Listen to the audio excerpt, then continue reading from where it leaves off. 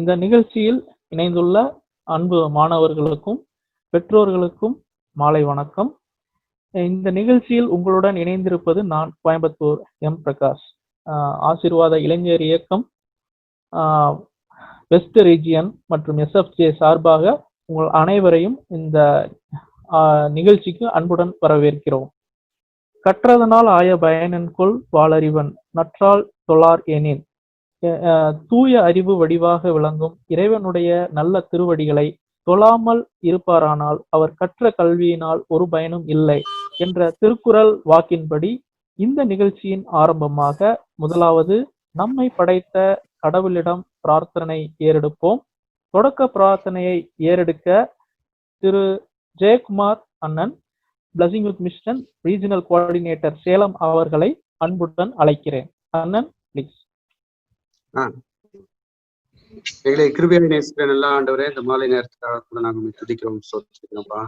கர்த்தாவை இப்படியாக ஆண்டவரே எங்களுடைய பிளஸிங் யூத் மிஷன் மூலமாக கர்த்தாவே வாலிப பிள்ளைகளுக்கு குறிப்பாக +2க்கு அடுத்தது என்ன என்ற ஆண்டவரே அவர்களின் சந்தேகங்களுக்கு ஆண்டவரே உம்முடைய தாசர்கள் மூலமாக உங்களுடைய பிள்ளைகள் மூலமாக ஆண்டவரே இந்த ஒரு வழிகாட்டுதல் நிகழ்ச்சியை ஆண்டவரை ஏற்படுத்தி அதன் மூலமாக ஆண்டவரே அவர்களுக்கு ஒரு நல்ல ஒரு கர்த்தாவே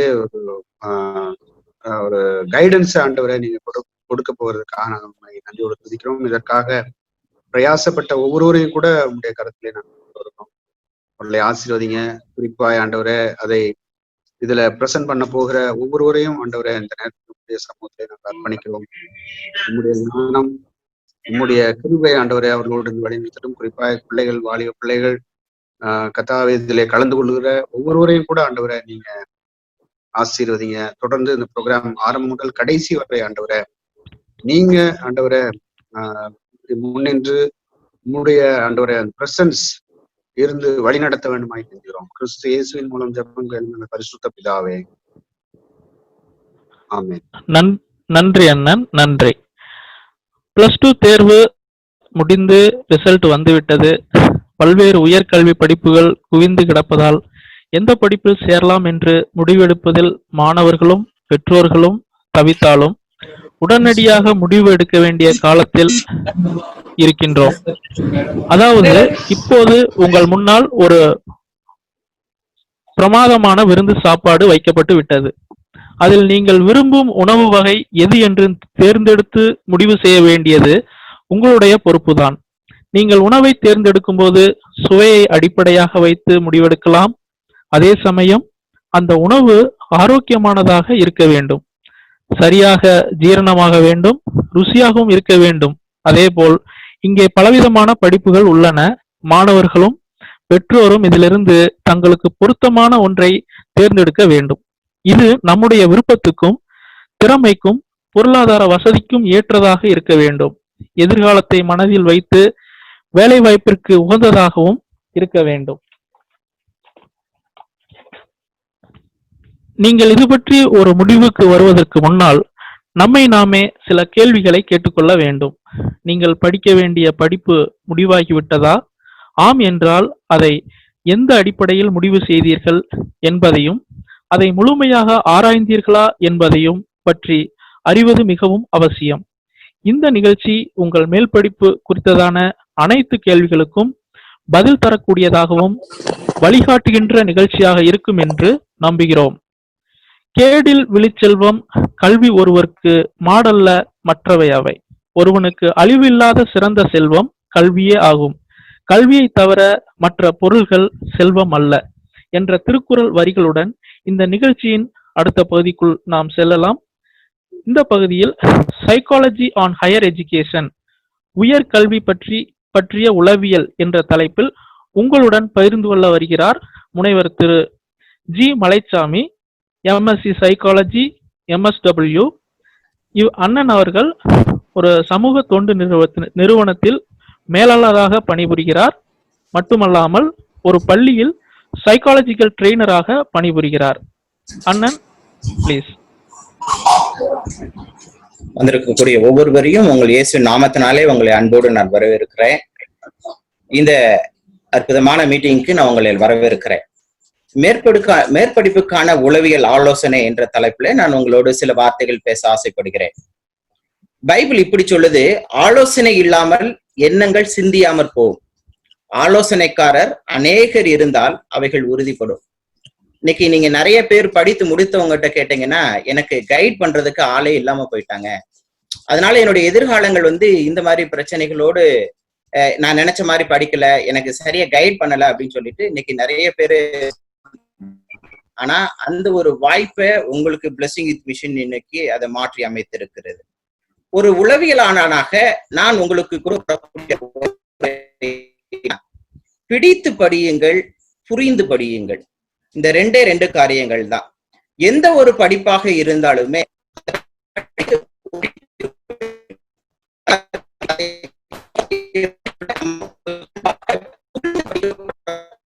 நம்மளுக்கு இருக்கணும். நீங்க பாத்தீங்கன்னா படிப்பு என்பது நம்மளுடைய ஆரம்ப காலத்தினுடைய 25 வருடங்களை அது நிர்ணயிக்கப்படக்கூடிய ஒரு காலம்.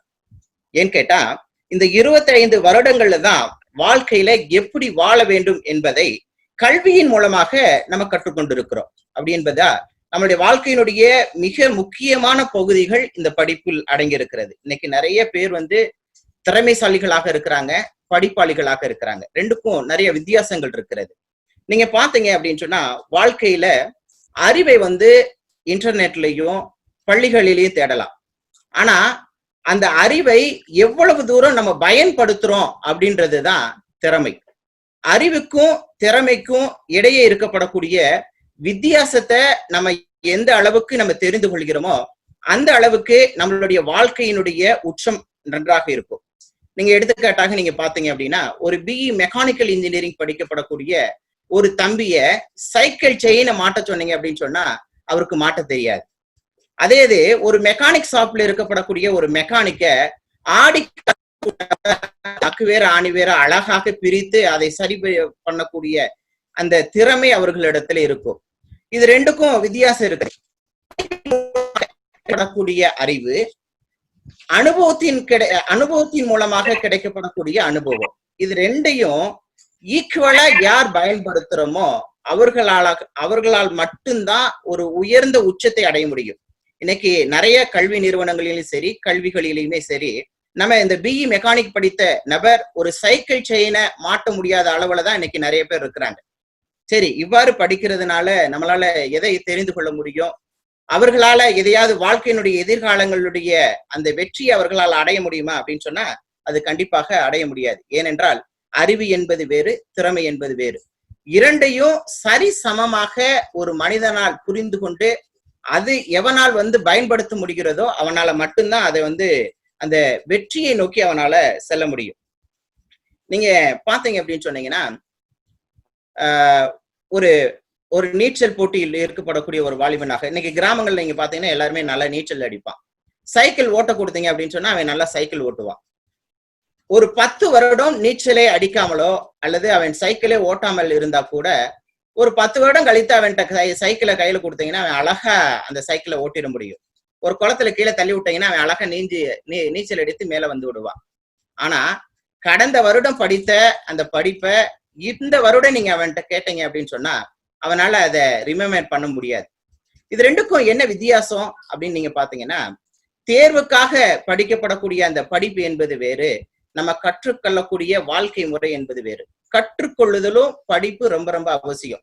ரெண்டையும் ஒன்றோடு ஒன்று நம்ம பிரித்து பார்த்தோம் அப்படின்னு சொன்னா நம்மளால எந்த ஒரு காரியத்தையும் சரியாய் செய்ய முடியாது. ஏன்னு கேட்டீங்கன்னா, கல்வி என்பது நம்மளுடைய வாழ்க்கை தரத்தை மேம்படுத்தப்படக்கூடிய ஒரு அரிய பொக்கிஷம். அதை நம்ம சரியாய் பயன்படுத்தணும். கல்வி நம்மளுடைய குறிக்கோள்களை நம்மளாகவே அடைவதற்கு பயன்படக்கூடிய ஒரு கருவி. நீங்க கல்வி இருந்தது அப்படின்னு சொன்னா அவனுடைய எதிர்காலத்துல எப்படி வேண்டாலும் அவன் ஏற்ற விதமாய் அவனுடைய வாழ்க்கையை தீர்மானிக்க முடியும். அவ்வளவு சிறப்பு வாய்ந்த அந்த கல்வியை நம்ம எந்த அளவுக்கு முக்கியத்துவம் கொடுக்கிறோம் அப்படின்றது இன்னைக்கு நிறைய கேள்விகள் நிறைந்ததாக இருக்குது. எப்பொழுதுமே தெரிவு செய்வதில் பதற்றம் இருக்கும். அது கல்வியாக இருந்தாலும் சரி, அது வாழ்க்கையாக இருந்தாலும் சரி. ஏன்னு கேட்டா தெரிவு செய்வது என்பது மிக முக்கியமான ஒரு பணி. அதுல தவறாக நம்ம தெரிவு செஞ்சுட்டோம் அப்படின்னு சொன்னா அதனுடைய எதிர்காலத்தினுடைய அதனுடைய தாக்கம் மிக பெரிதாக இருக்கும். இன்னைக்கு நீங்க இது வந்து கல்விக்காக மட்டுமல்ல, வாழ்க்கைக்கும் அதேதான். இன்னைக்கு நிறைய பேர் வந்து தெரிவு செய்யும் பொழுது ஒரு விதமான பதட்டத்தோடு காணப்படுவாங்க. ஒரு விதமான பதட்டம் ஏற்பட்டுருச்சு அப்படின்னு சொன்னீங்கன்னா, அவங்க ஒண்ணு பேசாமே இருப்பாங்க, அப்படி ரொம்ப நிறைய பேசுவாங்க. அப்படி இல்லைன்னு சொன்னீங்கன்னா அவங்களுடைய வினோதமான நடக்கைகள் அவங்களுக்கு இருக்கும். ஆக மொத்தத்துல என்னன்னு சொன்னீங்கன்னா, அவங்கள அறியாம அவங்களை ஏதாவது ஒண்ணு பண்ணிக்கிட்டே இருப்பாங்க. ஒரு தீர்மானம் அவங்களால எடுத்துக்கொள்ள முடியாது.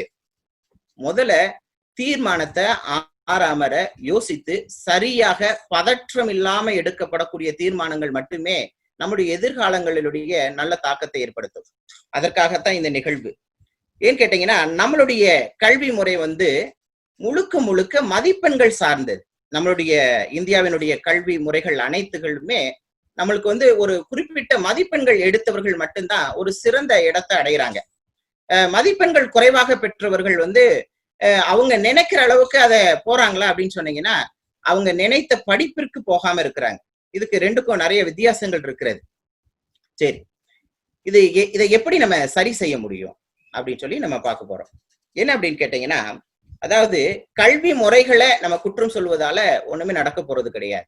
ஆனா நம்மளே நாம என்ன பண்ணிக்கலாம் அப்படின்னா சரி பண்ணிக்கிடலாம். ஒரு உயர்ந்த மதிப்பெண்கள் பெற்ற நபர்கள் அவங்களுக்கு பிடித்தமான படிப்பை தேர்வு செய்யறாங்களா அப்படின்னு நீங்க பாத்தீங்கன்னா, அதுல முக்கால்வாசி நபர்கள் வந்து அப்படி தேர்வு செய்வதில்லை.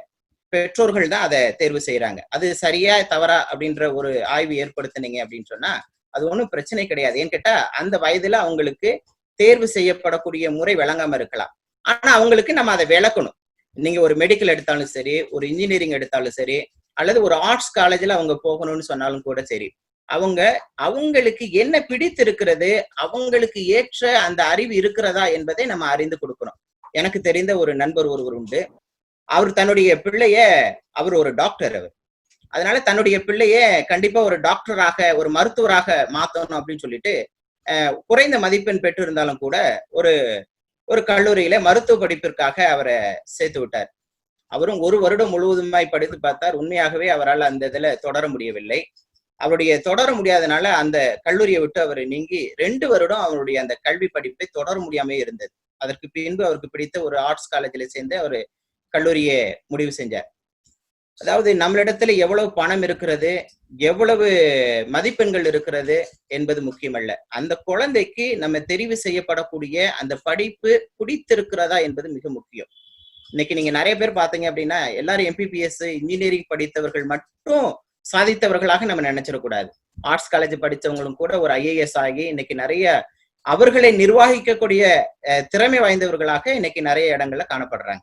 அப்படின்றப்ப எந்த ஒரு படிப்பையுமே குறைவான மதிப்பீடுகளாக வைக்கக்கூடாது. இன்னைக்கு நிறைய என்கிட்ட இந்த ஆர்ட்ஸ் காலேஜ் படிக்கக்கூடிய நபர்கள் வருவாங்க.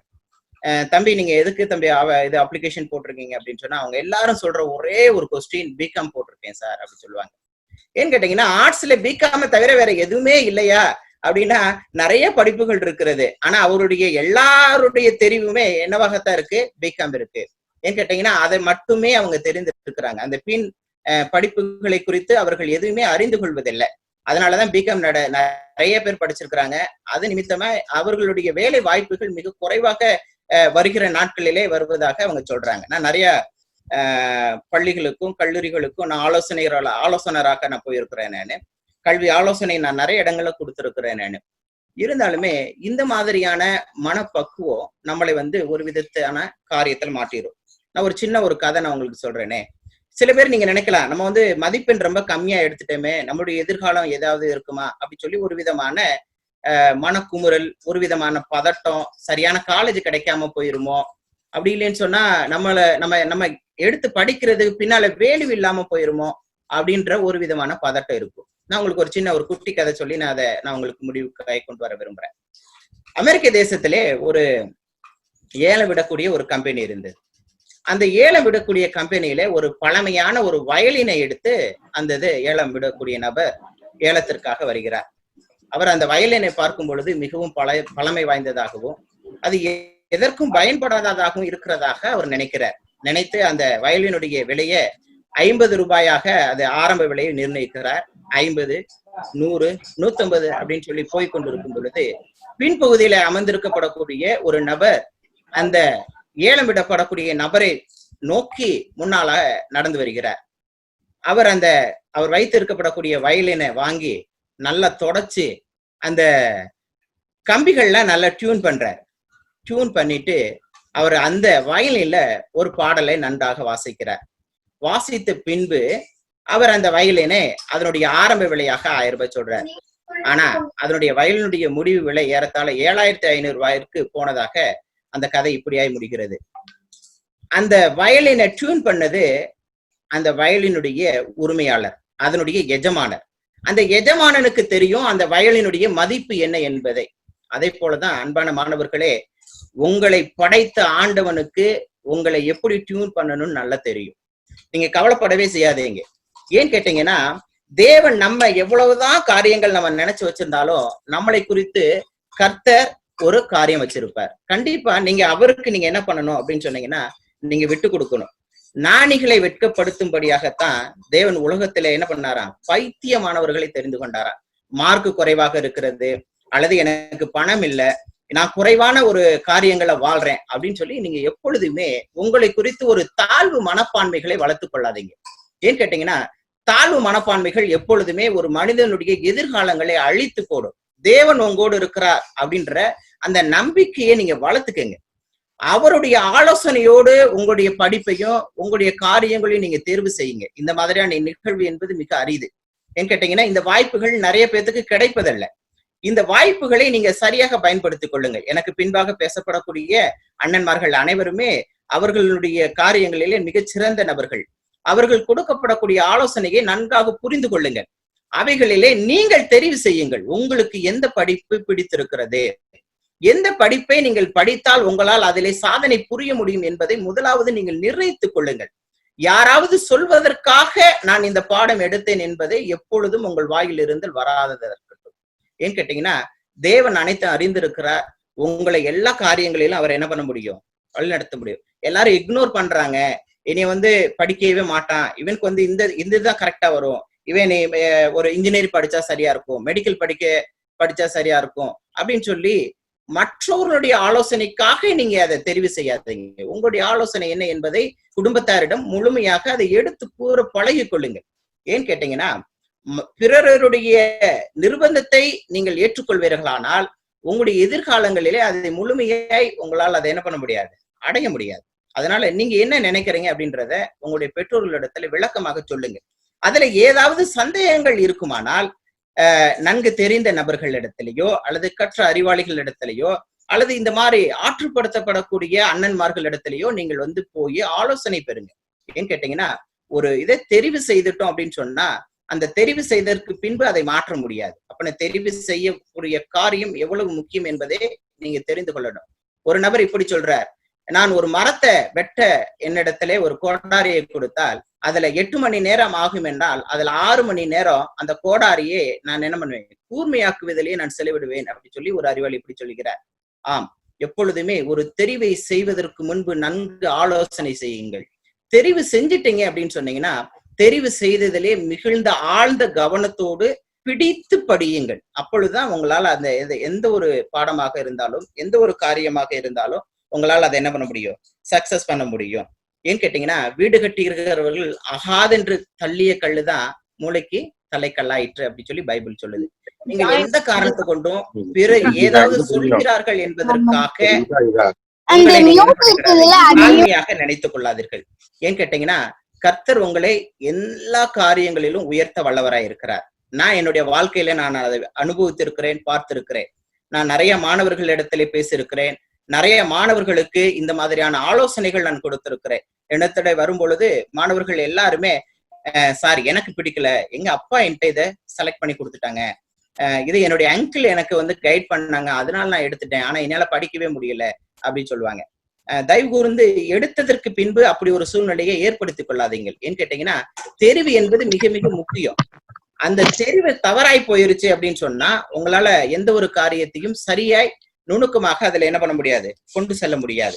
அதனால அந்த தெரிவை நீங்கள் சரியாக செய்ய வேண்டும் அப்படின்னு சொல்லி நான் நினைக்கிறேன். நீங்க பாத்தீங்கன்னா, இன்னைக்கு அன்னைமார்கள் நிறைய பேசுறாங்க, எப்படி இன்ஜினியரிங் இதை செலக்ட் பண்ண போறோம், எப்படி சயின்ஸ் அண்ட் டெக்னாலஜிகளை எப்படி நம்ம பயன்படுத்தணும், அந்த படிப்புகள் நிமித்தமா என்ன பிரயோஜனப்படும், ஆர்ட்ஸ் அண்ட் சயின்ஸ், அதுல என்னெல்லாம் இருக்கு அப்படின்னு சொல்லி நிறைய சொல்ல போறாங்க. நீங்க அதை எல்லாருமே நல்லா கவனிங்க. கவனித்ததற்கு பின்பு உங்களுடைய அறிவு எதற்குள்ளாக இருக்கிறது என்பதை நீங்கள் முதல்ல தெரிவு செய்து கொள்ளுங்கள்.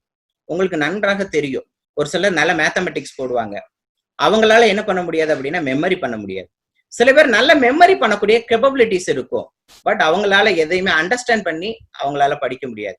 இது ரெண்டுக்குள்ள வித்தியாசத்தை நிறைய தெரிஞ்சு கொள்ளுங்க. என்கிட்ட ஒரு சில பேரண்ட் இப்படி கூட்டிட்டு வருவாங்க, என் பயலுக்கு மெமரி ஆக மாட்டேங்குது சார், அவன் என்ன படிச்சாலும் மறந்து போயிடுறான் அப்படின்னு சொல்லுவாங்க. அவனை நம்ம சோதனை பண்ணி பார்த்தோம் அப்படின்னு சொன்னீங்கன்னா அவனுக்கு நல்ல ஆட்டிடியூட், அதாவது அவனுக்கு அந்த அண்டர்ஸ்டாண்டிங் கேப்பபிலிட்டி பாத்தீங்கன்னா அவனுக்கு ரொம்ப ஹையா இருக்கும். ஆனா அவனுக்கு மெமரி கேப்பபிலிட்டி குறைவாக இருக்கலாம்.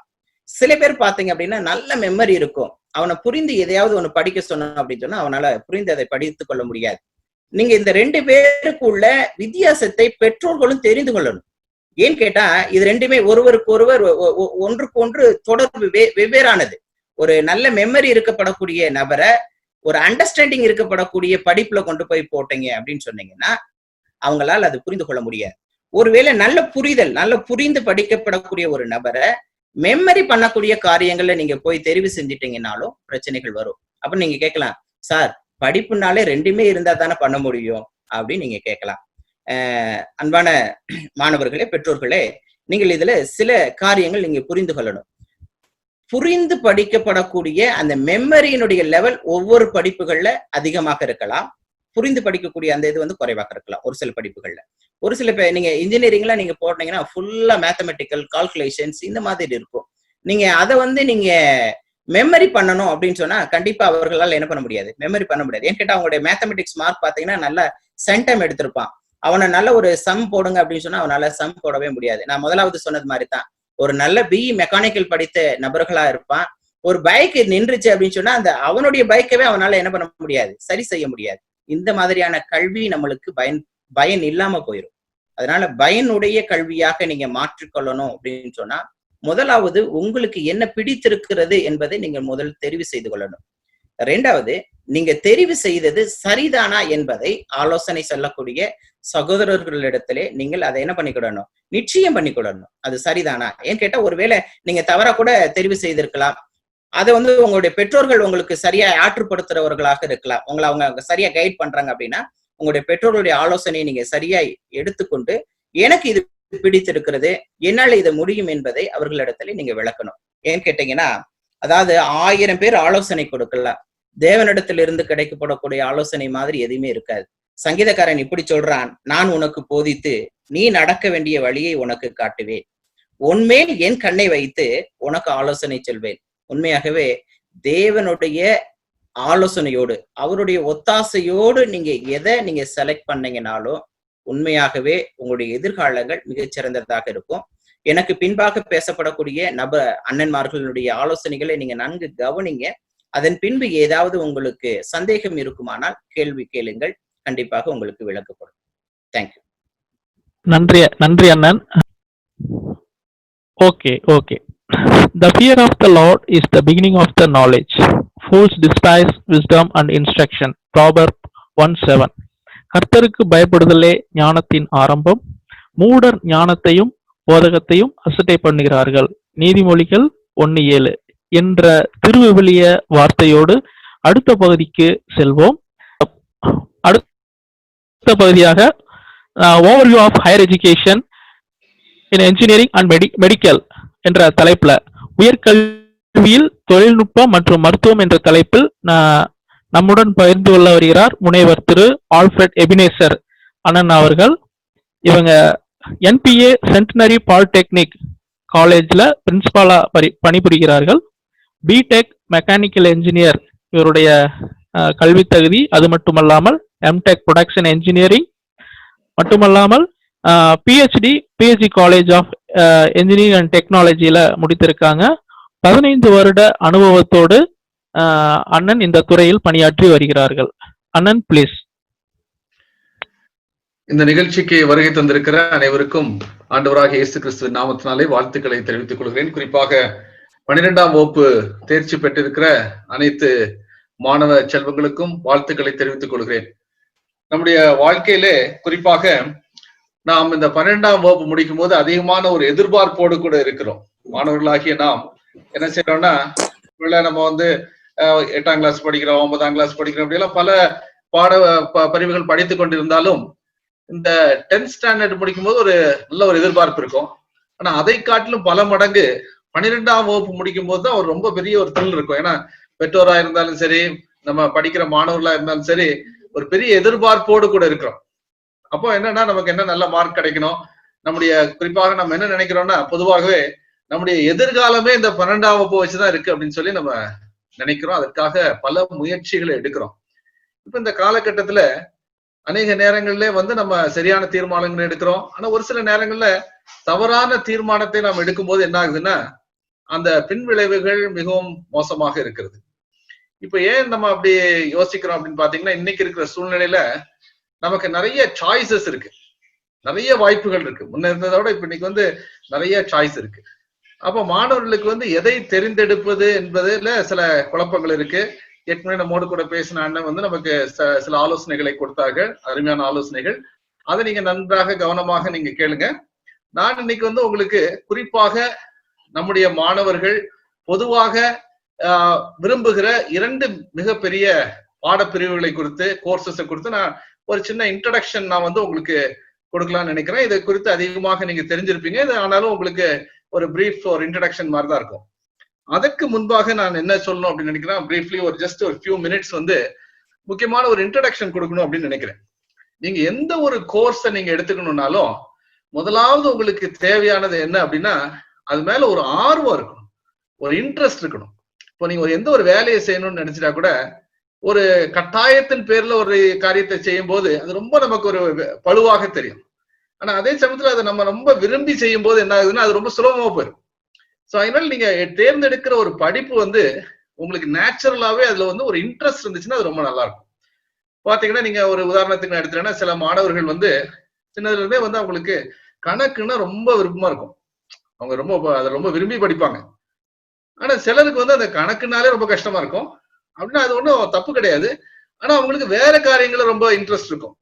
ஒருவேளை அவங்களுடைய லாங்குவேஜ் நல்லா இருக்கும், ஒருவேளை அவங்க மியூசிக்ல நல்லா இருப்பாங்க, வேற மற்றபடி ஸ்போர்ட்ஸ்ல இப்படி பல காரியங்கள் இருக்கலாம். சோ நான் என்ன இதுல சொல்ல வரேன்னா, ஃபர்ஸ்ட் அண்ட் ஃபார்மோஸ்ட் வந்து உங்களுக்கு நேச்சுரலா ஆண்டவர் வந்து நிறைய எபிலிட்டிஸ் கொடுத்திருப்பாரு. No 2% is the same. அதனால அவங்க நல்லா இதை பண்றாங்க, எனக்கு இது பண்ண முடியல, அதனால நான் குறைவு கூடுதல் அப்படின்னு நினைக்க வேண்டியது இல்லை. God has created everybody in a unique way. No 2 people are the same. So அதனால ஆண்டவர் வந்து தனித்தன்மையோடு கூட நம்மளை படைத்திருக்கிறார். நமக்கு என்ன வச்சிருக்காரோ அதை நம்ம தெரிந்தெடுக்கிறதுக்கு நம்முடைய நேச்சுரல் இன்ட்ரெஸ்ட் இல்லைன்னா எபிலிட்டி வந்து நமக்கு ரொம்ப முக்கியம். சோ முதல்ல நீங்க இன்ட்ரெஸ்ட் ஐடென்டிஃபை பண்ணுங்க. ஆனா இதை ஐடென்டிஃபை பண்ணும்போது ஒரு சின்ன ஒரு காஷனும் இருக்கு. இன்ட்ரெஸ்ட் மாத்திரம் இல்ல, அடுத்து செகண்ட்லி நீங்க என்ன பார்க்கணும்னா, இந்த கேரியர் நம்ம எடுக்கக்கூடிய கேரியருக்கு என்ன ஆப்பர்ச்சுனிட்டிஸ் இருக்கு அப்படின்னு சொல்லி நம்ம பார்க்கணும். சில நேரங்கள்ல நம்மளுக்கு ரொம்ப ஒரு இதுல இன்ட்ரெஸ்ட் இருக்கும், ஆனா அந்த ஆப்பர்ச்சுனிட்டிஸ் அதை படிச்சு முடிச்ச பிறகு பின்னால நமக்கு வேலை வாய்ப்புகள், நம்முடைய வாழ்க்கையில முன்னேற்றத்துக்கு தேவையான வாய்ப்புகள் வந்து சில இதுல குறைவாக இருக்கும். அப்படிப்பட்ட காரியத்தை நம்ம எடுத்துட்டு ரொம்ப இன்ட்ரெஸ்டா நான் படிச்சு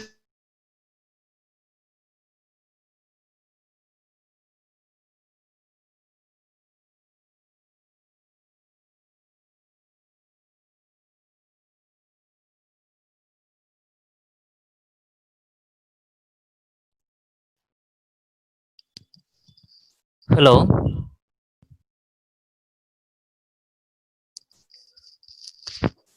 வாய்ஸ் கட் ஆயிருது அண்ணனுக்கு. அண்ணனோட நெட்வொர்க் டவுனா இருக்குண்ணா. ஹலோ அண்ணா. வெயிட் பண்ணலாம், வெயிட் பண்ணலாம், wait. Okay.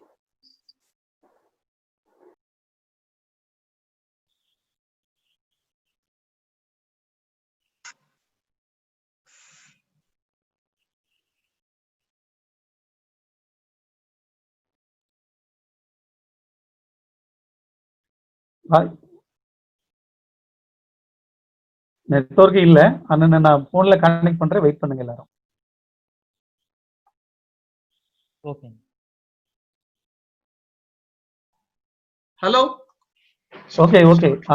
Hello, sorry for the disturbance. Net கொஞ்சம் ப்ராப்ளம் பண்ணிச்சு. Can I continue again? Continue பண்ணட்டுமா? ஓகேண்ணே. சோ அதனால இப்ப நம்ம என்ன இது பண்றோம்னா, இந்த ரெண்டுக்கு நடுவுல ஒரு நல்ல பேலன்ஸ் இருக்கணும். தட் இஸ் இன்ட்ரெஸ்டும் இருக்கணும், அதே சமயத்துல நமக்கு ஆப்பர்ச்சுனிட்டிஸும் இருக்கா அப்படின்னு சொல்றதை பார்த்து நம்ம சூஸ் பண்ணணும். மூன்றாவது ஒரு காரியம் எப்படின்னா, நமக்கு இன்ட்ரெஸ்ட் இருக்கலாம், ஆப்பர்ச்சுனிட்டி இருக்கலாம், ஆனா the cost of that education, the cost of that course will be very high. அது நம்மளால முடியுமான்னு பார்க்கணும். ஃபார் எக்ஸாம்பிள், இப்ப நான் வந்து ஒருவேளை நான் ஒரு பைலட் ஆகணும் அப்படின்னு நினைக்கிறேன், எனக்கு அது ரொம்ப ஆர்வம் இருக்கு, எல்லாமே இருக்கு. ஆனா ஒருவேளை அந்த ட்ரைனிங் உடைய காஸ்ட் வந்து ரொம்ப அதிகமா இருக்கும், என்னுடைய சூழ்நிலை வந்து ஒருவேளை அதை இது பண்ணாதுன்னா நான் ஒருவேளை அந்த இதை சாய்ஸ் இது பண்ண முடியாது. ஸோ இந்த 3 காரியங்களையும் நம்ம வந்து நல்ல ஒரு ஸ்ட்ரைக்கிங், ஒரு பேலன்ஸ் எடுத்து நம்ம வந்து எந்த கெரியர்ல போறோம், என்ன கோர்ஸ் எடுக்க போறோம்ன்றதை நம்ம வந்து தீர்மானம் பண்ணோம். 4வதாக மிகவும் முக்கியமானது, இதெல்லாம் நம்ம பண்ணாலும் God gives the very best to those who leave the choice to him. ஆண்டவர் தனக்கு தன்னுடைய பிள்ளைகளுக்கு மிகவும் சிறந்ததை யாருக்கு கொடுக்குறாருன்னா, அந்த சாய்ஸை வந்து அவரிடத்துல விடுறவங்களுக்கு கொடுக்குறார்.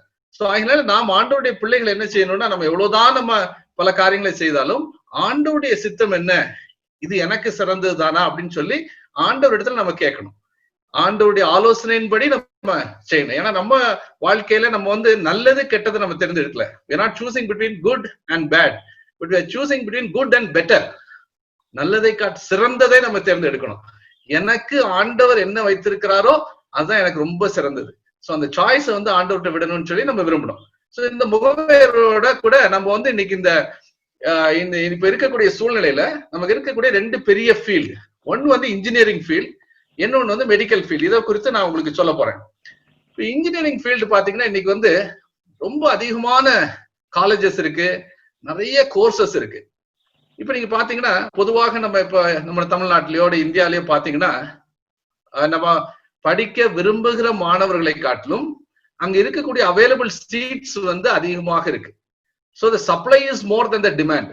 அதனால ஒரு சில நேரங்களில் நம்ம என்ன நினைக்கிறோம், ஒருவேளை நம்ம சுலபமாக நமக்கு இந்த கோர்ஸ்ல இடம் கிடைக்குதே, அதனால இது ஒண்ணும் சரியில்லை அப்படின்னு நம்ம ஒருவேளை நினைக்கலாம். ஆனா அப்படி கிடையாது. Engineering field is a very very good field. இன்னைக்கு வந்து நிறைய ஆப்பர்ச்சுனிட்டிஸ் வந்து இன்ஜினியரிங்ல இருக்கு. ஸோ நமக்கு வந்து ஒருவேளை நம்ம வந்து கணக்குல, சயின்ஸ்ல, கெமிஸ்ட்ரி, இந்த மாதிரி இதுல எல்லாம் நமக்கு பிசிக்ஸ், இதுல எல்லாம் நமக்கு நல்ல ஆர்வம் இருந்து இன்ஜினியரிங் ஃபீல்ட்ல நமக்கு இன்ட்ரெஸ்ட் இருந்துச்சுன்னா நம்ம வந்து நிச்சயமாகவே ஒரு நல்ல இன்ஜினியரிங் கோர்ஸை நம்ம தேர்ந்தெடுத்து படித்தால் நம்முடைய எதிர்காலம் நிச்சயமாகவே சிறப்பாக இருக்கும். ஒருவேளை நம்ம நினைக்கலாம் ஏராளமான இன்ஜினியர்ஸ் வெளியில வந்துட்டு இருக்காங்க அப்படின்னு நினைச்சாலும் நம்ம படிக்கக்கூடிய பாடத்தை சிறப்பாக நாம் படித்து நன்றாக நம்ம முயற்சி எடுக்கும் போது நிச்சயமாகவே நமக்கு ஆப்பர்ச்சுனிட்டிஸ் நிறைய இருக்கு. இப்ப இன்னைக்கு நீங்க பாத்தீங்கன்னா இன்ஜினியரிங்ல எல்லாம் என்னென்ன கோர்ஸ் இருக்குன்னா ஏராளமான கோர்ஸ் இருக்கு. பொதுவாக நம்ம mechanical engineering, electrical electronics engineering, electronics and communication engineering, computer engineering, இப்படியாக பல விதமான கோர்சஸ் இருக்கு. இப்ப இது எல்லாமே நமக்கு தெரிஞ்சதுதான். இப்ப இதுக்கு பொதுவாக நீங்க பாத்தீங்கன்னா நம்முடைய தமிழ்நாட்டுல வந்து அதுக்கு வந்து நம்முடைய மார்க் அடிப்படையில தான் அந்த கவுன்சிலிங் பண்றாங்க. இப்ப நம்ம இன்ஜினியரிங் ஃபீல்ட்ல வந்து நிறைய கோர்சஸ் இருக்கு, நம்ம நெட்ல போய் பார்த்தா நமக்கு தெரியும். இதுல நான் ஒரு காஷன் வந்து நான் சொல்லணும் அப்படின்னு நினைக்கிறேன். என்னன்னா, பொதுவாக மாணவர்கள் என்ன செய்யறாங்கன்னா அந்த கோர்ஸை வந்து அண்டர் கிராஜுவேட் லெவல்ல எடுக்கும் போதே ஒரு ஸ்பெஷலைசேஷனை தேர்ந்தெடுத்துறாங்க.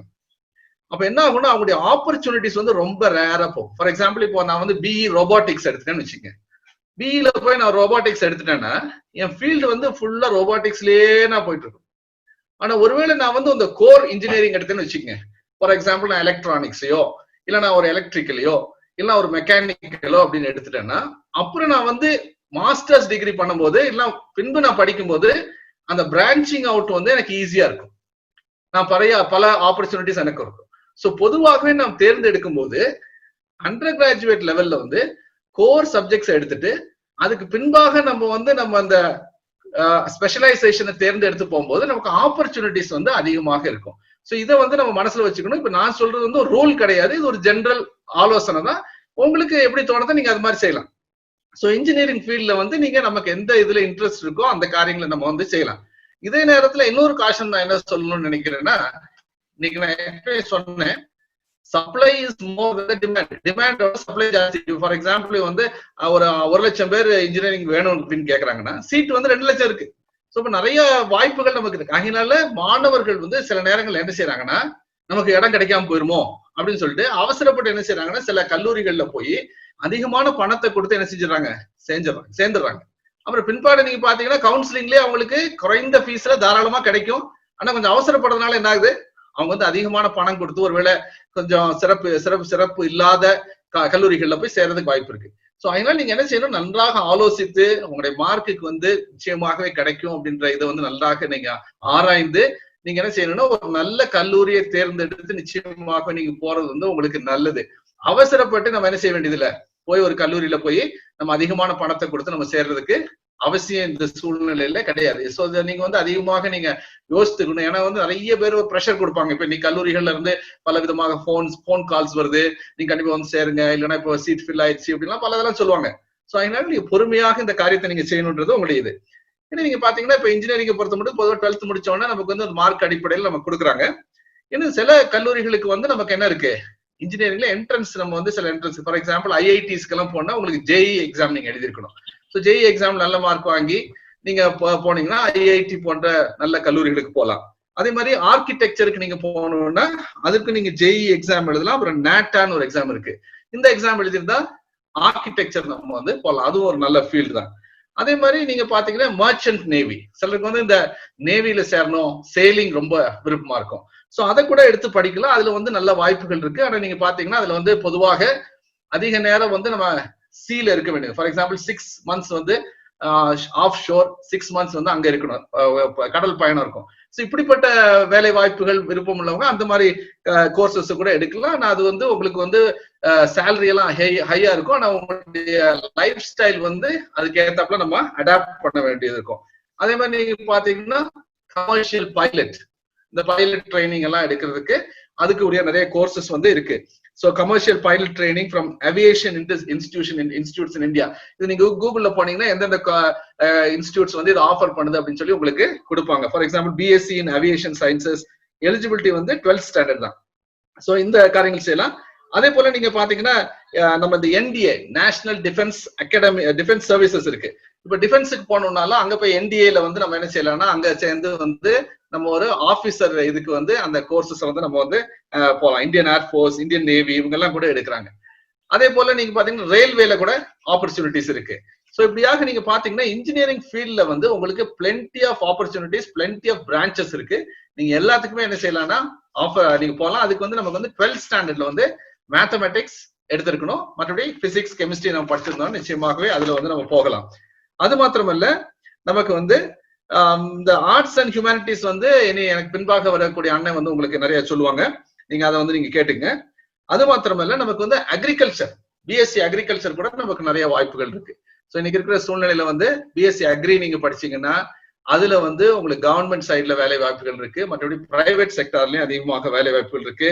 பிஎஸ்சி ஹார்டிகல்ச்சர் இருக்கு, பிஎஸ்சி ஃபாரஸ்ட்ரி இருக்கு, பிஎஸ்சி ஃபிஷரிஸ் இருக்கு. இப்படிப்பட்ட கோர்சஸ் கூட நம்ம வந்து என்ன செய்யலாம், ஆட் பண்ணலாம். ஸோ நீங்க வந்து 12th ஸ்டாண்டர்ட்ல சயின்ஸ் குரூப் எடுத்திருந்தீங்கன்னா நீங்க நிச்சயமாகவே இந்த காரியங்கள்ல நீங்க சேரலாம். அதே மாதிரி ஃபோரன்சிக் சயின்ஸ் அப்படின்னு சொல்லி ஒரு கோர்ஸ் இருக்கு. ஸோ இந்த குற்றவியல் இதுல எல்லாம் நம்ம வந்து அந்த விதமான ஃபீல்ட்ல வந்து நம்ம என்ன செய்யலாம்னா போகலாம். So BSc in forensic sciences, BSc in life sciences, இந்த மாதிரிப்பட்ட கோர்சஸுக்கும் நீங்க வந்து அப்ளை பண்ணலாம். அதே மாதிரி இன்னைக்கு வந்து நல்லா போய்கொண்டிருக்க ஒரு ஃபீல்டு வந்து பயோடெக்னாலஜி. ஸோ இந்த பயோடெக்னாலஜியை நீங்க பாத்தீங்கன்னா இன்னைக்கு இருக்கிற இந்த பேண்டமிக் சிச்சுவேஷன்ல வந்து நமக்கு ஒரு வேக்சின் தயார் பண்றதுக்கு உலகமே நிறைய சயின்டிஸ்ட் வந்து நிறைய முயற்சி எடுத்திருக்காங்க.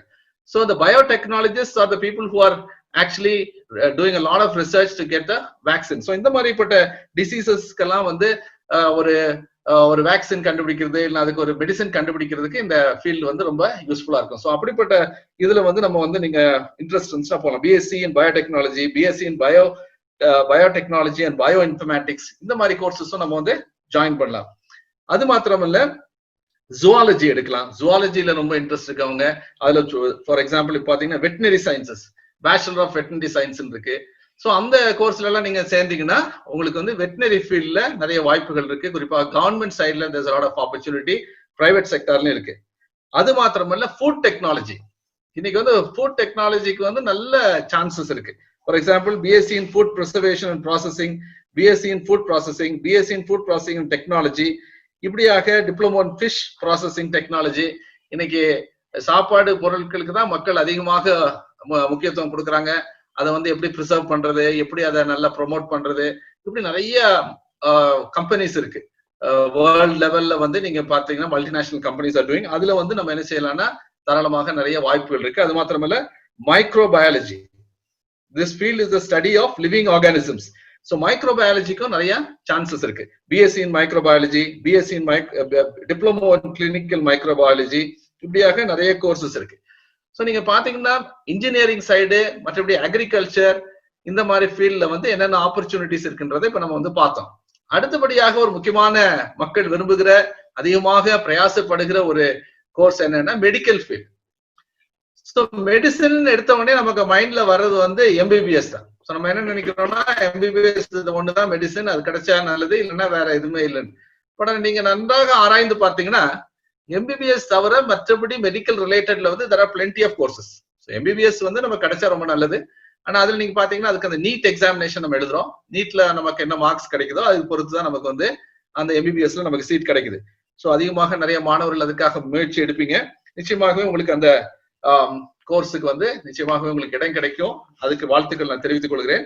பட் ஒருவேளை நமக்கு எம்பிபிஎஸ் கிடைக்கிறதுக்கு ஒரு சில மார்க் ஒருவேளை குறைவா இருந்து, ஒருவேளை நமக்கு கிடைக்காம போனா, நீட்ல நல்ல மார்க் இல்லாம இருந்தா, அது மாத்திரமல்ல there are so many other options. For example, BDS இருக்கு, Bachelor of Dental Surgery. இப்ப நீங்க பாத்தீங்கன்னா டென்டிஸ்ட்க்கு வந்து நிறைய சான்சஸ் இருக்கு. ஸோ நமக்கு வந்து டென்டல் ஃபீல்ட்ல நமக்கு இன்ட்ரெஸ்ட் இருந்துச்சுன்னா பிடிஎஸ் எடுக்கலாம். அது மாத்திரமல்ல பிஎஸ்சி நர்சிங் இருக்கு, பேச்சுலர் ஆஃப் ஃபார்மசி இருக்கு, அப்புறம் டி ஃபார்ம் இருக்கு, அப்புறம் சித்தா இருக்கு, ஆயுர்வேதிக் இருக்கு, ஹோமியோபதி இருக்கு. இது எல்லாமே டாக்டர்ஸ் தான். ஸோ இவங்களுக்கு எல்லாருக்குமே இப்ப நீங்க பாத்தீங்கன்னா கவர்மெண்ட் ஹாஸ்பிட்டல்ஸ்ல வந்து இந்த போஸ்டிங்ஸ் எல்லாம் இருக்கு. அது மாத்திரமல்ல பிரைவேட்டா கூட நம்ம நல்லா பெர்ஃபார்ம் பண்ணோம்னா அது நிறைய ஆப்பர்ச்சுனிட்டிஸ் இருக்கு. ஸோ மெடிசன் வந்து இந்த நம்ம இங்கிலீஷ் மெடிசன் மாத்திரமல்ல, எம்பிபிஎஸ் மாத்திரமல்ல, அது எல்லாமே நிறைய கோர்சஸ் இருக்குன்றதை நம்ம தெரிஞ்சு நமக்கு அதுல இன்ட்ரெஸ்ட் இருந்துச்சுன்னா அந்த கோர்சஸ்க்கு வந்து நம்ம அப்ளை பண்ணலாம். அது மாத்திரமல்ல மெடிக்கல் சைட்ல பாத்தீங்கன்னா பாராமெடிக்கல் கோர்சஸ் நிறைய இருக்கு. Paramedical courses are related to the allied health care sector. So நீங்க பாத்தீங்கன்னா BSc in operation theatre technology, BSc in X ray technology, BSc in radiography, BSc in dialysis technology, இப்படியாக இங்க பாத்தீங்கன்னா நிறைய கோர்சஸ் இருக்கு.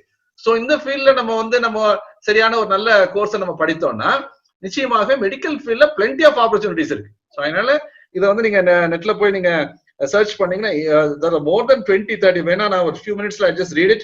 BSc in Medical Laboratory Technology, BSc in Ophthalmic Technology, Bachelor of Occupational Therapy, Bachelor of Physiotherapy, BSc in Speech Therapy, BSc in Audiology, BSc in Anesthesia Technology, BSc in Audiology and Speech Therapy, BSc in Optometry, Diploma in Operation Theatre Technology, Diploma in X-ray Technology, Diploma in Radiography and Medical Imaging, Diploma in ECG Technology, Diploma in Dialysis Technology, Diploma in Medical Record Technology, Diploma in Medical Laboratory Technology, Diploma in Ophthalmic Technology, ECG Assistant, Dental Assistant, Ophthalmic Assistant, CT Scan Technology, Dialysis Technology, MRI Technician.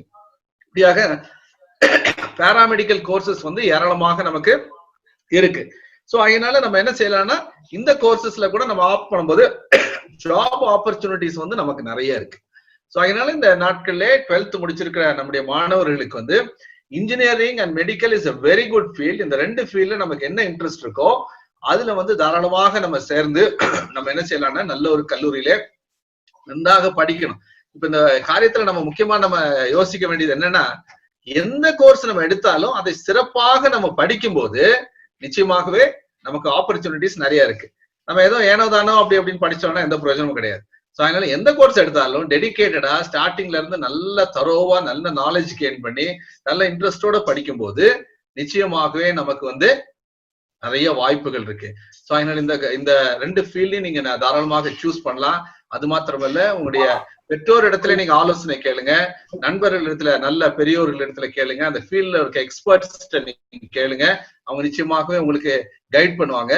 எல்லாவற்றுக்கும் மேலாக ஆண்டவரிடத்திலே நீங்க ஆலோசனை கேளுங்க. ஆண்டவருடைய வார்த்தை தான் நம்முடைய பாதைக்கு வெளிச்சமா இருக்கு.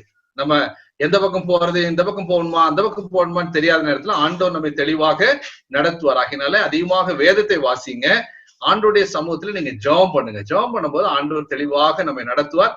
நம்முடைய ஒரே ஒரு வாஞ்சை என்னவா இருக்கணும்னா நம்முடைய வாழ்க்கையில ஆண்டவருடைய சித்தத்திற்கு நம்ம ஒப்பு கொடுத்து ஆண்டவர் நமக்கு கொடுக்கிற ஆலோசனையின்படி நம்ம ஒரு நல்ல ஒரு கோர்ஸை தேர்ந்தெடுத்து அதை படித்து ஆண்டவருக்கு பிரியமாக நாம் வாழ வேண்டும் என்ற அந்த ஒரு விருப்பத்தோடு நம்ம செயல்படும் போது நிச்சயமாகவே ஆண்டவர் உங்களை ஆசீர்வதிப்பார். நான் கொடுத்திருக்கிற இந்த சிறிய ஒரு இன்ட்ரடக்ஷன் உங்களுக்கு யூஸ்ஃபுல்லா இருக்கும்னு நினைக்கிறேன். வேற ஏதாவது இருந்தா நீங்க தாராளமாக என்னிடத்துல கேட்கலாம். ஆண்டவருடைய நாமம் மகிமைப்படட்டும். தேங்க்யூ. அண்ணன் உங்களுடைய தெளிவான வழிகாட்டுதலுக்கு நன்றி. இப்பொழுது இந்த பகுதியில மாணவர்கள் மற்றும் மற்ற பெற்றோர்களுக்கு ஏதேனும் கேள்விகள் இருந்தால் நீங்கள் கேட்கலாம், தயவாய் கேட்கலாம். அண்ணன் உங்களுக்கு பதில் சொல்வார்கள்.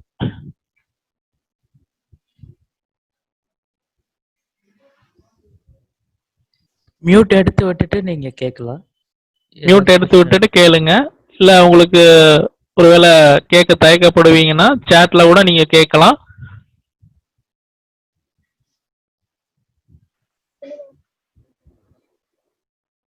கேளுங்க.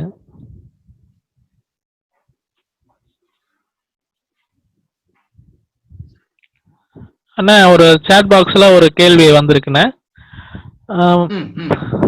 Sir, scope of biomedical in BE and biotechnology in B Tech, இதுக்கு பிளேஸ்மெண்ட் ஜாப் இருக்கா அப்படின்னு கேட்டிருக்காங்க.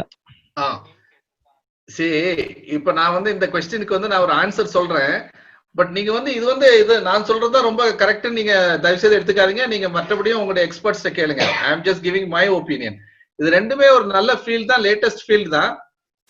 பட் இன் மை ஒப்பீனியன், நீங்க படிக்கிற நபர் வந்து அதுல படிச்சு சிறப்பாக நன்றாக வந்தாங்கன்னா நல்ல சான்ஸ் இருக்கு. பட் ஒரு மாடரேட்டா படிச்சோம்னா ஆப்பர்ச்சுனிட்டிஸ்ன்றது வந்து ரொம்ப நிறைய இருக்குன்னு சொல்ல முடியாது. There are opportunities where you can go very high provided you are doing very well. நல்லாக படித்து நல்லா வந்த போது ஸ்கோப் இருக்கு. இப்போ அதே சமயத்துல வேற சில கோர்சஸ் இருக்கு. ஃபார் எக்ஸாம்பிள் பிஇ மெக்கானிக்கல் எடுத்துங்க. அது வந்து நிறைய பேர் படிக்கிறாங்க, ஆப்பர்ச்சுனிட்டிஸும் நிறைய இருக்கு. ஸோ அதனால நீங்க ரொம்ப ஹையா படிக்கலனாலும் ஓரளவுக்கு ஆவரேஜா படிச்சிருந்தாலும் எங்கேயோ ஒரு இடத்துல நீங்க வேலைக்கு சேர்ந்துடலாம். நீங்க சொல்ற இந்த கோர்ஸ் வந்து சிறப்பான கோர்ஸ், நிச்சயமாகவே அதுக்கு வாய்ப்பு இருக்கு, நல்ல ஸ்கோப் ஹை லெவல்ல இருக்கு. பட் நம்பர் ஆஃப் ஆப்பர்ச்சுனிட்டிஸ் வந்து ரொம்ப ஹைன்னு நம்ம சொல்ல முடியாது. So it depends on the person who is going to take that course. If he is really very shrewd, very intelligent, and if he is very much interested and does very well and shines in that particular field, he is definitely going to reach very high levels. But சும்மா நம்ம சேர்ந்து ஏதோ படிச்சு வந்தோம்னா வாய்ப்புகள் வந்து நம்ம நினைக்கிற இடத்துல எல்லாம் ரொம்ப வாய்ப்பு கிடைக்காதுன்றது என்னுடைய கருத்து. நீங்க இதையும் வேற யார்ட்டையும் கூட நீங்க கேட்டுக்கோ. தேங்க்யூ. இன்னொரு क्वेश्चन வந்திருக்கு. அது நீங்க வந்து ஈசி ஸ்டூடெண்டா இருந்தா definitely why not you can join in defence. ஏன்னா இன்னைக்கு வந்து டிஃபென்ஸ் எல்லாம் வந்து எலக்ட்ரானிக் வார்ஃபேர் எல்லாமே இருக்கு. ஸோ டெஃபினெட்லி ஈசி படிச்சிருந்தா நம்ம வந்து டிஃபென்ஸ்ல டெஃபினட்டா ஆப்பர்ச்சுனிட்டிஸ் இருக்கு. அதுக்கு மேல ஒரு क्वेश्चन இருக்குனா, is there any special BSc information technology good enough? அதெல்லாம் நல்ல கோர்ஸ் தான். It's a good course. கம்ப்யூட்டருக்கு வந்து இன்னைக்கு நல்ல வாய்ப்புகள் இருக்கு. Because many of the people who are doing different engineering courses are ultimately going to இது சாஃப்ட்வேர் ஃபீல்டுக்கு தான் போறாங்க. அதனால அதுக்கு நல்ல சான்ஸ் இருக்கு. பிஎஸ்சி கிளினிக்கல், நான் அந்த சாட் கொஞ்சம் மறுபடியும் போடுங்க. Sir, can you tell me the scope of BSc Clinical Nutrition and Dietetics? Nutrition dietetics வந்து இட்ஸ் a good field. இன்னைக்கு நிறைய அதுக்கு ஸ்கோப் இருக்கு. It's a good field. உங்களுக்கு அதுல இன்ட்ரெஸ்ட் இருந்துச்சுன்னா definitely there's a lot of opportunities.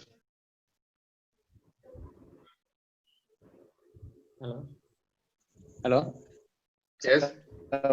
கேட்கலாம், கேளுங்க. கெமிஸ்ட்ரி, பிஎஸ்சி கெமிஸ்ட்ரி படிச்சவங்களுக்கு எதிர்காலத்துல என்ன வேலை வாய்ப்புகள் இருக்கு? BSc chemistry க்கு நிறைய சான்சஸ் இருக்கு தம்பி. A lot of opportunities are there. BSc chemistry is a very good subject. For example, teaching போலாம். அது மாத்திரமல்ல உங்களுக்கு வந்து ரிசர்ச் சைடுல போலாம். உங்களுக்கு நிறைய மெடிக்கல் சைடுல வந்து இந்த இது பார்மசூட்டிக்கல் சைடுல போலாம். lot of opportunities are. Chemistry is a good field. It's a very good field. இண்டஸ்ட்ரிக்கு போலாம். lot of chances. Chemistry உங்களுக்கு பிடிக்கும்னா it's not a bad thing. It's a good choice. ஒரு கேளுங்க. பிஎஸ்சி கெமிஸ்ட்ரியும் BE chemical engineering. Chemical engineering சொல்லுங்க. Chemical இன்ஜினியரிங்கும் BSc கெமிஸ்ட்ரிக்கும் நிறைய வித்தியாசம் இருக்குங்களா? BSc computer science and information technology explain sir. both are almost same தம்பி. but I would suggest that you take BE computer science. First கேட்டவர் BSc BE கெமிக்கலுக்கும் கெமிஸ்ட்ரிக்கும் என்ன relation, எது பெஸ்ட் அப்படின்னு கேட்டேன். Anyway, I think BE chemical engineering is better than நான் நினைப்பேன். My choice will be BE chemical.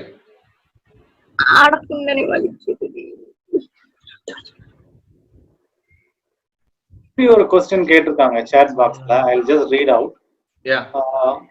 Is there any special guideline for girls to which course to choose? Girls வந்து எந்த course select பண்றது அப்படின்றது engineering there is no restriction that girls should join only this course or that course. For example, earlier days வந்து mechanical engineering was meant only for men, for boys. But இன்னைக்கு பாத்தீங்கன்னா mechanical engineering even girls are taking, so they also have a lot of scope. But in general வந்து girls prefer to take computer science, electronics, electrical, the circuit branches வந்து girls normally they prefer. They also opt for civil and all that. But in earlier days அது அப்படி இது பண்ணாங்க. இப்போ வந்து எந்த ரெஸ்ட்ரிக்ஷனும் கிடையாது, எது வேணாலும் எடுக்கிறாங்க. பட் ஜென்ரலா வந்து கம்ப்யூட்டர், எலக்ட்ரிக்கல் எலக்ட்ரானிக்ஸ், அப்புறம் வந்து நீங்க வந்து எலக்ட்ரானிக்ஸ் அண்ட் கம்யூனிகேஷன், இந்த மாதிரி இந்த சர்க்கியூட் பிரான்ச்சஸ் வந்து girls normally they prefer. Because அது வந்து அவங்களுக்கு ரொம்ப ஹார்ட் ஒர்க் இருக்காது, அதனால அது கொஞ்சம் ஈஸியா இருக்குன்றதுனால work environment will be more சூட்டபிள்ன்றதுனால அதை சூஸ் பண்றாங்க. அடுத்ததா ஒரு கேள்வி, ஜாப் ஆப்பர்ச்சுனிட்டிஸ் ஃபார் இல்ல sorry agriculture sir, explain about agriculture department. For example இப்போ வந்து பிஎஸ்சி அக்ரிகல்ச்சர் வந்து நல்ல ஸ்கோப் இருக்கு. ஏர்லியர் டேஸ்ல பாத்தீங்கன்னா கவர்மெண்ட் சைட்ல நிறைய எம்ப்ளாய்மெண்ட் இருந்துச்சு. ஆனா இப்போ வந்து அது கொஞ்சம் குறைஞ்சிருக்கு. மற்றபடி பிரைவேட் செக்டார்ல வந்து நம்ம போகலாம். பேங்க்ஸ்ல வேலை இருக்கு, பேங்கிங் எக்ஸாம் எழுதணும்னா அதுல போகலாம். So these are the opportunities for இது எஸ்டேட்ஸுக்கு போகலாம், ஃபர்டிலைசர் அந்த மாதிரி அந்த ஏரியால போகலாம், இது இருக்கு. பட் பொதுவா முன்ன வந்து கவர்மெண்ட் சைட்ல நிறைய சான்சஸ் இருந்துச்சு, இப்போ அது கொஞ்சம் குறைஞ்சிருக்குன்னு சொல்றாங்க. மற்றபடி பேங்க்ல நிறைய வாய்ப்பு இருக்கு. நிறைய பேர் அக்ரிகல்ச்சர் முடிச்சுட்டு பேங்க் வரும். அதே மாதிரி ஐஏஎஸ் ஆஃபீஸர்ஸ் நிறைய பேர் வந்து பிஎஸ்சி அக்ரி முடிச்சவங்க இருக்காங்க. So they can opt for civil services, இதெல்லாம் இருக்கு. நான் முதல்ல பேசும்போது நான் ஒரு சின்ன காரியத்தை சொல்ல மறந்துட்டேன், ஜஸ்ட் ரிமெம்பரிங். இப்போ அந்த 12th முடிச்சவங்க வந்து there is another option also. என்னன்னா நீங்க வந்து லேட்ரல் என்ட்ரி வந்து டிப்ளமோக்கு போகலாம் இஃப் யூ வாண்ட். அப்ப வந்து அங்க நீங்க போகும்போது only 2 years பாலிடெக்னிக். அதை முடிச்சிட்டு கூட நீங்க என்ன செய்யலாம்னா இன்ஜினியரிங்க்கு டைரக்டா செகண்ட் இயர் போகலாம். ஸோ இது ஒரு scope, some of them do that அப்படின்னு செய்யலாம். ஸோ இதை வந்து I fail to mention that's also. Sir hello sir, B Tech பயோடெக்னாலஜில முடிச்சா கண்டிப்பா வேலை கிடைக்குமா? எப்படி அதே ஃபீல்ட்ல பயாலஜி ஃபீல்ட்ல வேலை கிடைக்குமா? இல்ல, இது என்னுடைய ஒப்பீனியன் என்ன அப்படின்னா தம்பி, அது வந்து நல்ல ஃபீல்டு, இப்ப லேட்டஸ்டா வர ஃபீல்டு. பட் ஆனா அதுக்கு வந்து ரொம்ப வைட் ஸ்கோப் இருக்குன்றது என்னுடைய ஒப்பீனியன் கிடையாது. அதுல நல்ல சிறப்பா நீங்க படிச்சு வந்தீங்கன்னா கண்டிப்பா சான்ஸ் இருக்கு. பட் அது வந்து ஒரு ஆவரேஜா இருந்தீங்கன்னா எப்படி இருக்கும்னு எனக்கு தெரியல. ஃபார் எக்ஸாம்பிள் நான் எப்படி சொன்னேன் இல்லையா, ஒரு பிஇ மெக்கானிக்கல் ஒருத்தர் படிக்கிறாருன்னா அவர் எப்படி படிச்சாலும் எங்கேயோ ஒரு இடத்துல ஒரு வேலை கிடைச்சிடும், நம்ம தைரியம் சொல்லலாம். இப்ப நீங்க இந்த பிரான்ச்சை பொறுத்த மட்டும் நல்லா படிச்சீங்கன்னா நல்ல ஸ்கோப் இருக்கு. பட் ஆனா வைடா வந்து எல்லா இடத்துலயும் இருக்கும்னு சொல்ல முடியாது. ஃபாரின்ல அப்ராட்ல வாய்ப்பு இருக்கா சார்? என்னது அப்ராட்ல ஃபாரின்ல வாய்ப்பு இருக்கா? ஃபாரின்ல வாய்ப்பு இருக்கு தம்பி, there are a lot of chances. Thanks sir. Thank you sir. Thank you sir. Thank you so much sir. Sir இசிஇல இப்போ நம்ம பையனை ஜாயின் பண்றதுக்கு நாங்க இப்போ போய் அந்த அப்ளிகேஷன்ல கொடுத்துட்டு வந்திருக்கோம். பிரைவேட் காலேஜ்ல இசிஇ கொடுத்துருக்கோம். பாய்ஸ் தான் கேண்டிடேட்டு. இப்போ அதுல இப்ப இசிஇ அப்படிங்கறதுல வந்து எப்படி சார் ஸ்கோப் இருக்கு? அதாவது இப்போ சாஃப்ட்வேர் லைன் தானா, அல்லது வேற எலக்ட்ரானிக் கம்யூனிகேஷன்ல வேற கவர்மெண்ட் சைட்ல வேற இது மாதிரி போலாம்? மேற்படிப்புக்கு இது படிச்சுட்டு என்ன பண்ணலாம்? ஈஸி வந்து ஒரு நல்ல course sir, it's a very good course. அதை எடுத்தீங்கன்னா உங்களுக்கு ஸ்கோப் வந்து நல்லாவே இருக்கு. எல்லா கவர்மெண்ட் சைட்ல போகலாம், நீங்க பின்னால வந்து நீங்க வந்து சாஃப்ட்வேர் சைட்ல போகலாம், எல்லா இடத்துலயும் இருக்கு சான்ஸ். It's nice course. அது வந்து அதுல ஒன்றும் குழப்பம் ஒன்றும் கிடையாது. Easy is a very good. ஒரு கேள்வி. ஹலோ, இன்னொரு கேள்வி சார். டிப்ளமோவில் படிக்கிற எல்லா படிப்புக்கும் லேட்டரல் என்ட்ரில இடம் உண்டுங்களா?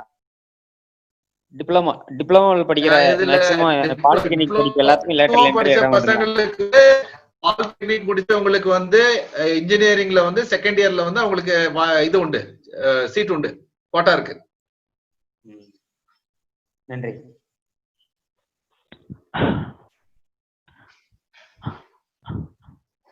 நன்றி அண்ணன். அண்ணா, சுருக்கமா ஆண்டவர் உங்களை எப்படி இந்த ஃபீல்டுக்குள்ள கொண்டாந்தார் ஒரு 5 மினிட்ஸ்ல சொல்ல முடியுமாண்ணே? எல்லாரும் கேக்குறாங்க. 5 மினிட்ஸ்ல கொஞ்சமா நீங்க சீக்கிரமா சுருக்கமா முடிக்கலாம் நான் நினைக்கிறேன். தேங்க்யூ. தம்பி, இப்போ என்ன பொறுத்த மட்டுக்கும் அற்பமான ஆரம்பத்தை யார் அசட்டை பண்ண கூடும் போது I started very small. After finishing my 12th standard நான் வந்து பிஇ நான் ஜாயின் பண்ணேன். பிஇல வந்து நான் தமிழ்நாடு காலேஜ் ஆஃப் இன்ஜினியரிங் சொல்லி கோயம்புத்தூர்ல ஒன்று இருக்கு, அந்த காலேஜ்ல ஜாயின் பண்ணேன். அதை முடிச்ச பிறகு நான் என்ன பண்ணேன்னா I joined polytechnic as a lecturer. Okay, ஒரு கவர்மெண்ட் எய்டட் பாலிடெக்னிக். அப்ப நான் ஒரு சில ஆண்டுகள் அங்கே வேலை பார்த்து கொண்டிருக்கும் போது ஆண்டுடைய கிருபையினாலே நான் முழு நேரமாக எம்இ படிக்க வேண்டும் என்று சொல்லி நான் என்னுடைய கல்லூரியில அந்த பணியாற்றி கொண்டிருந்த கல்லூரியில லீவ் அப்ளை பண்ணிட்டு நான் GCT government college of technology கோயம்புத்தூர்ல வந்து நான் எம்இ படிக்க போனேன். நான் பிஇல வந்து மெக்கானிக்கல் இன்ஜினியரிங் எடுத்தேன். அப்புறம் நான் வந்து இதுல வந்து ஜிசிடில வந்து ப்ரொடக்ஷன், எம்இ ப்ரொடக்ஷன். ஸோ நான் அதை ஃபுல் டைம் முடிச்சுட்டு தென் திருப்பி நான் வந்து என்னுடைய கல்லூரியில வந்து வேலைக்கு சேர்ந்துட்டேன். அப்புறம் நான் அப்படியே வேற அங்க இருந்துட்டு இருக்கும்போது திடீர்னு ஆண்டோடைய பிரதான கிருபையினாலே நான் வந்து டாக்டரேட் பண்ணணும்னு நான் ரொம்ப பெருசா நினைக்கவும் இல்லை, அதே மாதிரி எம்இ படிக்கணும்னு நினைக்கல. ஆண்டவர் தம்முடைய கிருபையினாலே என்னை அங்கே அழைத்து சென்றார். அதே மாதிரி நான் டாக்டரேட் வந்து நான் 2008 வந்து நான் ஜாயின் பண்ணேன் பிஎஸ்சி டெக்ல. ஸோ அங்க வந்து நான் ஜாயின் பண்ணி அப்புறம் ஆண்டவருடைய கிருபையினாலே ஒரு 3 ஆண்டுகள்ல நான் வந்து நான் என்ன செஞ்சேன்னா டாக்டரேட் அங்க முடிப்பதற்கு ஆண்டவர் உதவி செய்தார். ஆண்டவருடைய கிருபையினாலே இப்ப நான் அந்த பாலிடெக்னிக்ல முதல்வராக 2004 இருந்து நான் பணியாற்றி கொண்டு வருகிறேன். இந்த படிப்பு எல்லாமே ஆண்டவர் நடத்தினார். ஃபார் எக்ஸாம்பிள் இப்ப நான் வந்து இந்த டாக்டரேட் படிக்கணும்னு நான் ரொம்ப நினைக்கவே இல்லை, நமக்கு எதுக்கு அதை படிக்கணும் அப்படின்னு சொல்லிட்டு. அப்போ ஒருவர் வந்து ஒரு ஆண்டவருடைய பிள்ளை வந்து சொன்னாரு, நீங்க ஏன் பண்ணக்கூடாது அப்படின்னு சொல்லிட்டு. அப்ப நான் சொன்னேன், நான் இதை என்னத்தை படிக்கணும், எனக்கு இப்ப அவசியம் இல்லையே, நான் தான் வேலை பார்த்துருக்கேன். இல்ல, நீங்க இன்னைக்கு இதை படிக்கலன்னா பின்னால் நீங்க ஒரு நாள் அதை படிக்கணும்னு நினைச்சா கூட உங்களுக்கு அந்த இதை வந்து என்ன செய்ய படிக்க முடியாது, அதனால அந்த வாய்ப்பை நீங்க விடாதீங்க. ஸோ அதனால நான் அப்ப சேர்ந்தேன், அப்புறம் படிச்சு முடிச்சிட்டேன். ஸோ நான் என்ன உங்களுக்கு ஒரு ஆலோசனை சொல்றேன்னா, அதிகமாக நம்ம மேற்படிப்பு படிக்கிறது வந்து ரொம்ப நல்லது. எதுக்கு நமக்கு அப்படின்னு சொல்லி நம்ம விடக்கூடாது. ஆப்பர்ச்சுனிட்டி வரும்போது higher qualification is always very good. So அதை வந்து நம்ம படிச்சுக்கிறது. ஃபார் எக்ஸாம்பிள் இப்ப என்னுடைய என்னுடைய நண்பர்கள்லாம் நான் பாக்குறேன், இப்போ அவங்க வந்து சிலர்லாம் படிக்கல, அவங்க ஹையர் குவாலிஃபிகேஷன் போல. ஆனா பின்னால் நீங்க பாத்தீங்கன்னா, அடடா நம்ம இதை படிச்சிருந்தோம்னா நமக்கு இந்த ஒரு முன்னேற்றம் வந்திருக்குமே, இல்ல ஒரு இது வந்திருக்குமே, இதனால நமக்கு இது போச்சு அப்படின்னு சொல்லி அவங்க இது பண்றாங்க. ஸோ அதனால நான் மாணவர்களுக்கு கொடுக்கக்கூடிய ஒரு நல்ல ஒரு அட்வைஸ் நான் என்ன கொடுப்பேன்னா, உங்களுக்கு வாய்ப்பு கிடைக்கும் போது அதிகமா படிங்க. இது போதும், நான் இதுல நின்றுறேன், டிப்ளமோலயே நின்றுறேன், இல்ல அதுல நின்றுறேன். Try to do as much higher studies as possible and try to equip yourself. So உங்களுடைய வாழ்க்கையிலே படிப்படியாக ஒவ்வொரு காலகட்டத்திலையும் நீங்க என்ன செய்யணும், படித்து கொண்டே இருக்கணும். இப்ப என்ன பொறுத்த மட்டும் நான் பாத்தீங்கன்னா, ஸ்டார்டிங்ல இருந்து ஏதோ ஒன்று படிச்சுட்டே தான் இருந்துட்டு இருக்கேன். நான் இதுக்கு நடுவுல கூட சில டிப்ளமோஸ் எல்லாம் நான் படிச்சிருக்கேன். So I got lot of qualifications between the major qualification தவிர நடுவுலயும் இருக்கு. ஸோ அதனால நம்ம என்ன செய்யணும்னா, நம்ம குவாலிஃபை பண்ணிக்கொண்டே இருந்தா வந்து நிச்சயமாகவே அது நமக்கு யூஸ்ஃபுல்லா இருக்கும். ஆண்டோடைய நாமம் நிச்சயமாகவே மயப்படும். எது செய்தாலும் ஆண்டவர் தான் நம்ம நடத்துறாரு. ஸோ நல்லா தெளிவா நமக்கு தெரியுது, இது வந்து நம்முடைய முயற்சி கிடையாது, நம்ம ஒரு பெரிய ஆளு அப்படின்லாம் இல்ல. God has in His grace helped us to qualify and God has blessed us. So அந்த இது வந்து நம்ம ஆண்டவரிடத்துல நம்ம ஒப்பு கொடுக்கும் போது ஆண்டவர் நம்மை தெளிவாக அவருடைய வழியில் நடத்தி நம்மை ஆசீர்வதிக்க அவர் உண்மையுள்ளவராக இருக்கிறார். நிச்சயமாகவே உங்க இந்த நிகழ்ச்சியில பங்கு பெற்ற அனைத்து மாணவர்களையும் நிச்சயமாகவே ஆண்டவர் ஆசீர்வதித்து இந்த ஆண்டிலே நீங்கள் ஒரு நல்ல ஒரு கோர்ஸை தேர்ந்தெடுத்து ஆண்டவருடைய நாம மகிமைக்கு ஜீவிக்கணும். அது மாத்திரம் நீங்க படிக்கிற இடத்துல ஆண்டவருக்கு சாட்சியா இருப்பேன்ற ஒரு தீர்மானத்தை எடுங்க. அங்க இருக்கக்கூடிய உங்களுடைய நண்பர்களுக்கு ஆண்டவரை சொல்லுங்க. தாயிலை போல ஒரு யோசேப்பை போல பரிசுத்தமாக நம் வாழ்ந்து ஆண்டவருடைய நாமத்தை மயம்படுத்த வேண்டும். இன்னைக்கு பாத்தீங்கன்னா வாலிபர்கள் அதிகமாக கெட்டு அழிந்து கொண்டிருக்கிறார்கள்.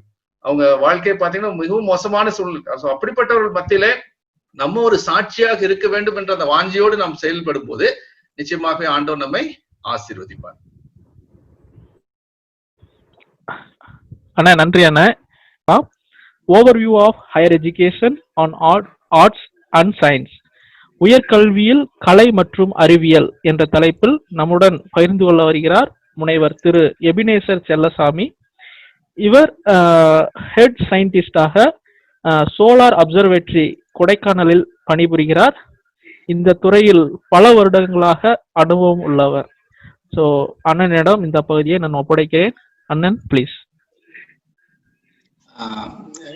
நண்பர்கள் ஒவ்வொருவருக்கும் குறிப்பா வந்து இந்த காலகட்டத்துல என்ன கோர்ஸ் எடுக்கிறது, எந்த கல்லூரியில போய் படிக்கிறது, இதெல்லாம் ஒரு பெரிய கேள்விக்குறியா இருக்கிற இந்த நாட்களில உங்களை வந்து நாங்க வந்து சந்திக்கிறதுல ரொம்ப சந்தோஷப்படுறோம். உங்களுக்கு இந்த பகுதிகள் ரொம்ப பிரயோஜனமா இருக்கும்னு நான் நினைக்கிறேன்.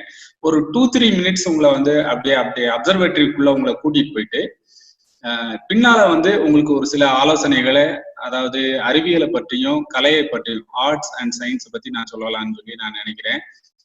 பிரதர்ஸ் எனக்கு ஷேர் பண்ணிட்டாங்கன்னு நினைக்கிறேன். ஓ வண்டர்ஃபுல். ஓகே,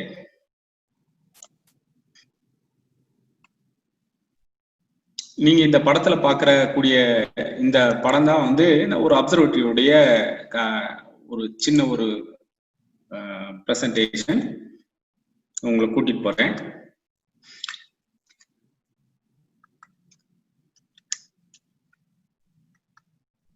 ஓகே, இந்த அப்சர்வேட்டரி வந்து ஒரு பிரிட்டிஷ் பீப்புளால ஸ்டார்ட் பண்ணப்பட்ட ஒரு அப்சர்வேட்டரி.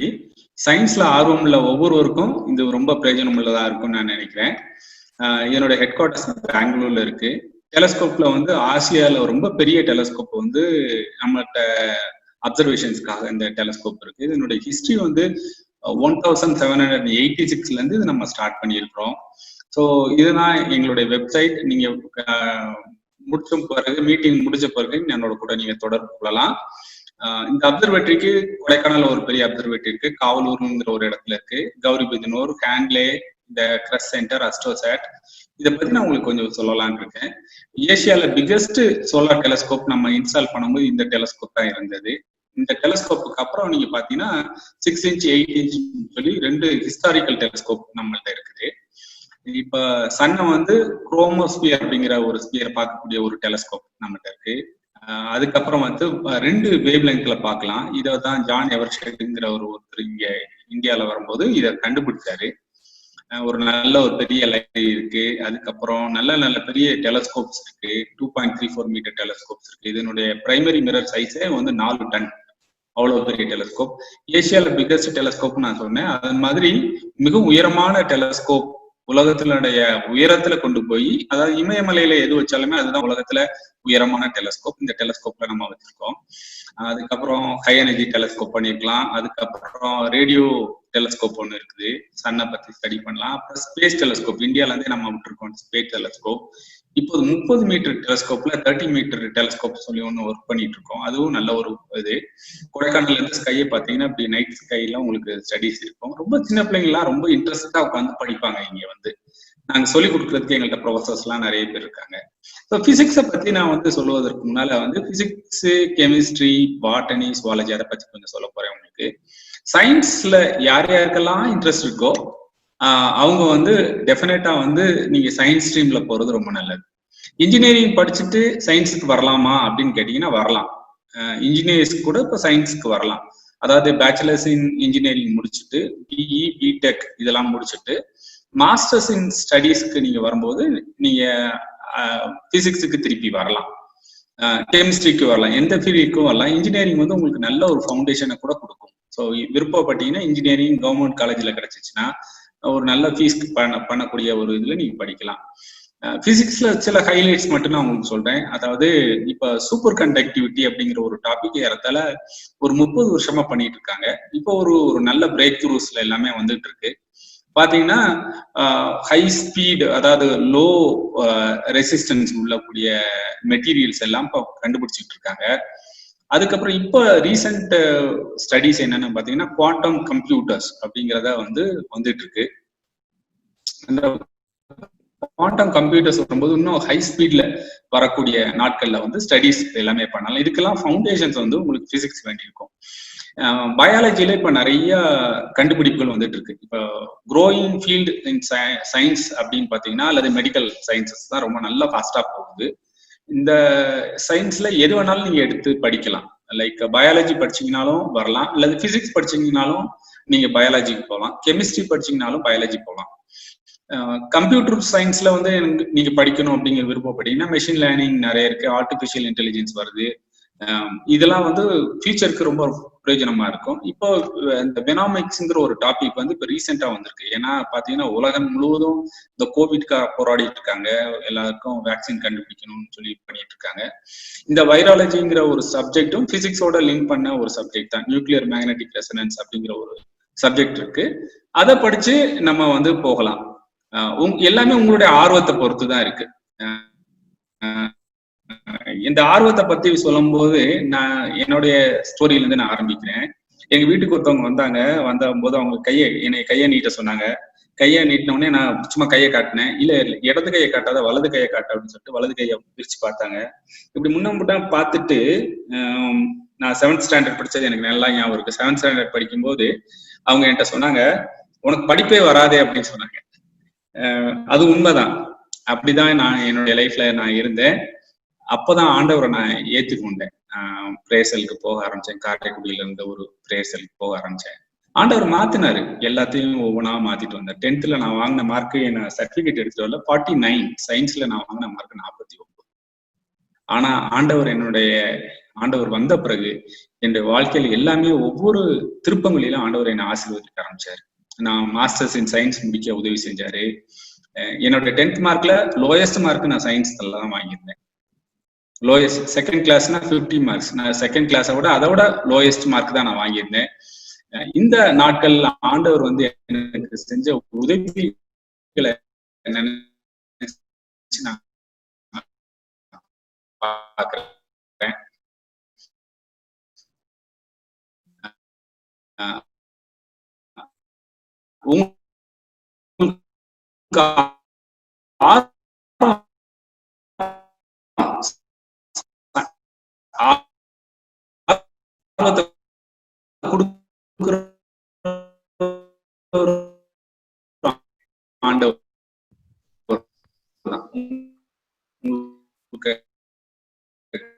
கைட் பண்றது physics, chemistry, botany, zoology, geology, அப்புறம் வந்து மாஸ்டர்ஸ் இன் சோசியல் வெல்ஃபேர், அந்த மாதிரிலாம் ஸ்டடிஸ் இருக்கு. பிசிக்ஸ்ல வந்து நீங்க ஃபவுண்டேஷன்ஸை வந்து உங்களுடைய பேச்சுலர்ஸ் டிகிரியில படிப்பீங்க. கெமிஸ்ட்ரிலையும் அதே மாதிரி தான். மாஸ்டர்ஸ் டிகிரிஸ் நீங்க போகும்போது உங்களுக்கு கொஞ்சம் கொஞ்சம் ஸ்பெஷலைசேஷன் எல்லாமே வரும். நீங்க படிக்கிறதுக்கு அது ரொம்ப உதவியா இருக்கும். அடுத்த ஒரு ஸ்டடிஸ் எப்படின்னா ஆர்ட்ஸ்க்கு நம்ம வரும். ஆர்ட்ஸ் வந்து ஒரு இன்ஃபீரியர் சப்ஜெக்ட்னு நினைக்கவே தேவையில்லை. நீங்க நான் எங்க வீட்டுல இருந்து நான் கிளம்பி காலேஜுக்கு போகும்போது ஃபர்ஸ்ட் வந்து இன்ஜினியரிங் காலேஜ் வரும். அதுக்கப்புறம் கொஞ்ச நேரம் கழிச்சு வந்து சென்ட்ரல் எலக்ட்ரோ கெமிக்கல் ரிசர்ச் இன்ஸ்டியூட்னு ஒன்று வரும். அதுக்கப்புறம் ஆர்ட்ஸ் காலேஜ் வரும். அதுக்கப்புறம் தான் என்னுடைய ஸ்கூல் வரும். சைக்கிள்ல போகும்போது நான் இப்படிதான் நினைச்சுக்குவேன். சைக்கிள்ல தான் ஸ்கூலுக்கு போவேன். போகும்போது நல்லா ஓட்டிட்டு போகும்போது ஒண்ணுமே பாடம் கிடைக்கலைன்னா எல்லாரும் இந்த ஆர்ட்ஸ் காலேஜ்ல போய் சேருவாங்க அப்படின்னு நான் நினைச்சிட்டு தான் போவேன். ஆனா அது உண்மை அது கிடையாது. நான் ஆர்ட்ஸ் காலேஜ்ல தான் நானும் போய் படிக்க வேண்டிய ஒரு சூழ்நிலை வந்தது. இன்ஜினியரிங் நான் ஜாயின் பண்ணல, எனக்கு கிடைக்கல. அதனால நான் வந்து ஆர்ட்ஸ் காலேஜ் படிக்க வேண்டியதா இருந்தது. ஆர்ட்ஸ் காலேஜ்ல படிச்சவங்க ரொம்ப நல்ல துறைகள்ல வந்திருக்காங்க. ஸோ நடிகர்கள், அப்புறம் நல்ல துறையில இருக்கவங்க எல்லாம் பாத்தீங்கன்னா அவங்க வந்து ஆர்ட்ஸ் படிச்சவங்க தான். ஆர்ட்ஸை வந்து நீங்க ரொம்ப லோயரா நீங்க நினைக்க தேவையில்லை. அதுக்கப்புறம் பிகாம், பிஏ, பிபிஏ இதெல்லாம் இருக்குது. பிகாம் படிச்சவங்க நல்லா சிஏ படிச்சு முன்னேறி வரலாம். அதுக்கப்புறம் அண்ணன் வந்து எபி அண்ணா வந்து உங்களுக்கு வந்து இதை பத்தி சொன்னாங்க, பிஃபார்ம், நர்சிங், இதை பத்தி மெடிக்கல் ப்ரொஃபஷனல் கோர்ஸை பத்தி சொன்னாங்க. ரொம்ப இன்ட்ரெஸ்ட் உங்களுக்கு இருந்ததுன்னா நீங்க ஜேர்னலிசம் போகலாம். பேச்சுலர்ஸ் டிகிரி ஏதாவது ஒண்ணு முடிச்சுட்டு நீங்க வந்து ஃப்ரீலான்ஸ் எடிட்டரா அல்லது வந்து நிறைய படிக்க ஆரம்பிக்கணும். நீங்க நிறைய ஜேர்னல்ஸ் படிக்கணும். சரி, நீங்க ஆர்ட்ஸ் போகணும்னு நினைக்கும் போது நீங்க உங்க கையில கிடைக்கக்கூடிய நிறைய பத்திரிகைகளை நீங்க படிக்கும்போது சில பத்திரிகைகள் சின்ன துணுக்குகள்லாம் நீங்க எழுதி ஆரம்பிக்கலாம். ஸோ அது ஒரு நல்ல ஒரு ஆரம்பமாக இருக்கும். நீங்க ஜேர்னலிசம் நீங்க வந்து படிக்கலாம்.